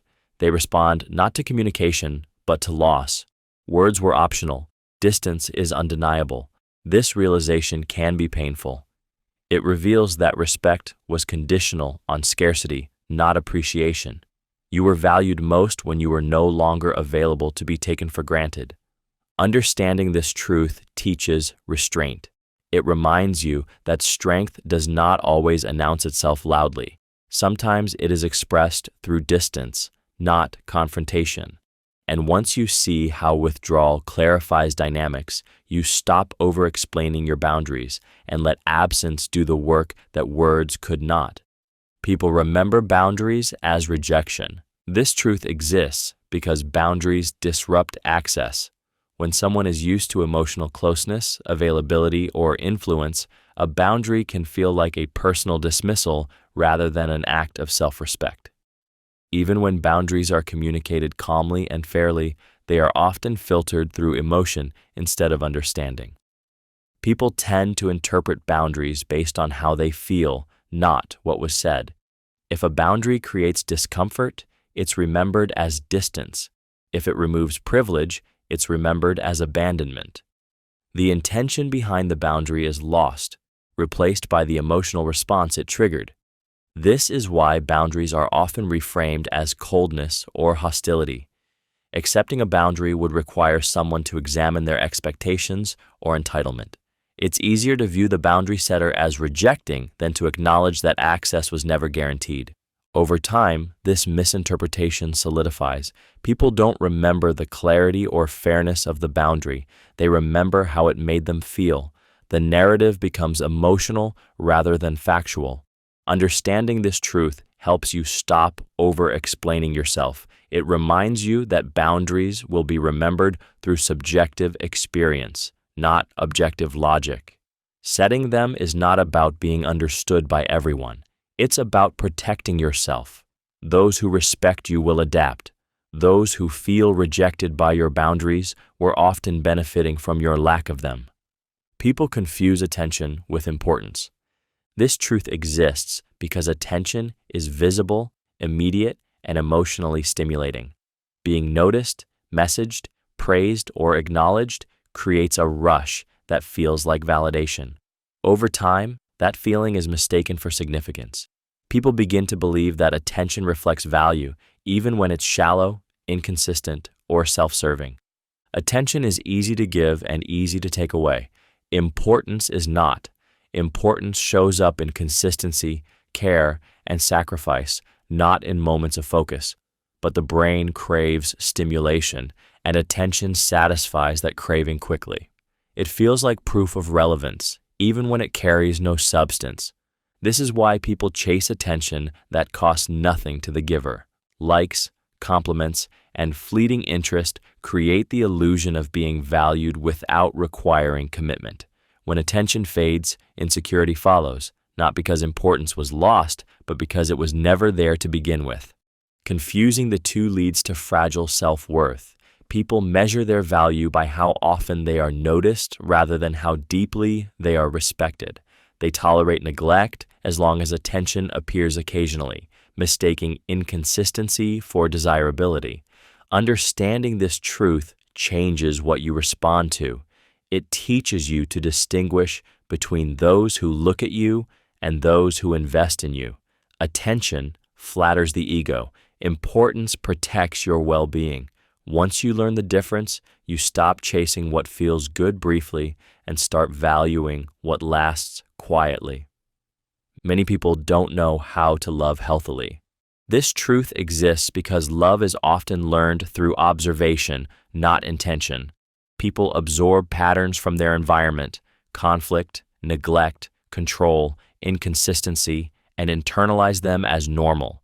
When they later try to love, they repeat what feels familiar even when it's harmful.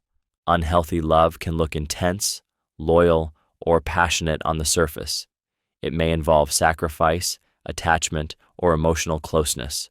But without boundaries, communication, and respect, it becomes unstable. Many people confuse love with endurance, believing that pain is proof of depth and chaos is proof of connection. Healthy love requires emotional regulation, self-awareness, and mutual responsibility. It asks people to manage their fears without projecting them, to communicate instead of withdraw, and to give without controlling. These skills are rarely taught. As a result, many people love the best they can with the tools they have, even if those tools are broken. This is why love alone doesn't sustain relationships. Intention cannot replace skill. Two people can care deeply and still hurt each other repeatedly because they lack the ability to love in a way that is safe and balanced. Understanding this truth helps you stop romanticizing dysfunction. It reminds you that love is not measured by intensity, but by stability. Knowing how to love healthily is not instinctive, it's learned. And without learning it, affection alone is never enough. People value you more when you're scarce. This truth exists because availability shapes perception. When you are always present, responsive, and accessible, your presence blends into the background. Familiarity dulls urgency. Scarcity, however, sharpens attention. What is limited feels more valuable because it requires intention to obtain. Scarcity introduces contrast. When you are no longer constantly available, people are forced to notice what they lost access to. Your time, energy, and presence gain weight once they are no longer guaranteed. This isn't always about appreciation, it's about awareness. Human beings often realize value in absence rather than presence. What is consistently available feels replaceable. What requires effort feels significant. This is why people sometimes only recognize your importance after you pull back, slow down, or stop overgiving. This dynamic can feel unfair, especially if you are offering yourself genuinely. But it reveals how perception works. Value is not only about what you offer, but how easily it can be accessed. Understanding this truth changes behavior. It teaches you that constant availability is not the same as importance. It reminds you that preserving your energy is not manipulation, but self-respect. And once you accept that scarcity clarifies value, you stop overextending and start letting your presence be something that must be chosen. Most people don't change, they just reveal themselves. This truth becomes clear with time, pressure, and consistency. What appears as change is often just exposure. As situations shift and masks wear thin, people don't become different. They become more visible. Their values, limits, and patterns surface when convenience disappears and expectations rise. Early impressions are often filtered through effort. People present their best selves when something is new, when approval matters, or when they need to secure connection. Over time, maintaining that version requires energy. When the effort fades, what remains is not a transformation, but a revelation. This is why people often say someone changed after conflict, success, or hardship. In reality, circumstances removed the incentive to hide. Stress exposes priorities. Power reveals character. Comfort uncovers habits. The core was always there. True change is rare because it requires sustained self-awareness and accountability. Most people don't engage in that work. Instead, they adapt their presentation to the moment. When the moment shifts, so does the performance. Understanding this truth changes how you interpret behavior. It teaches you to trust patterns over promises and consistency over explanation. When someone shows you who they are, especially repeatedly, that is not evolution, it is disclosure. And once revealed, it is information meant to be accepted, not negotiated.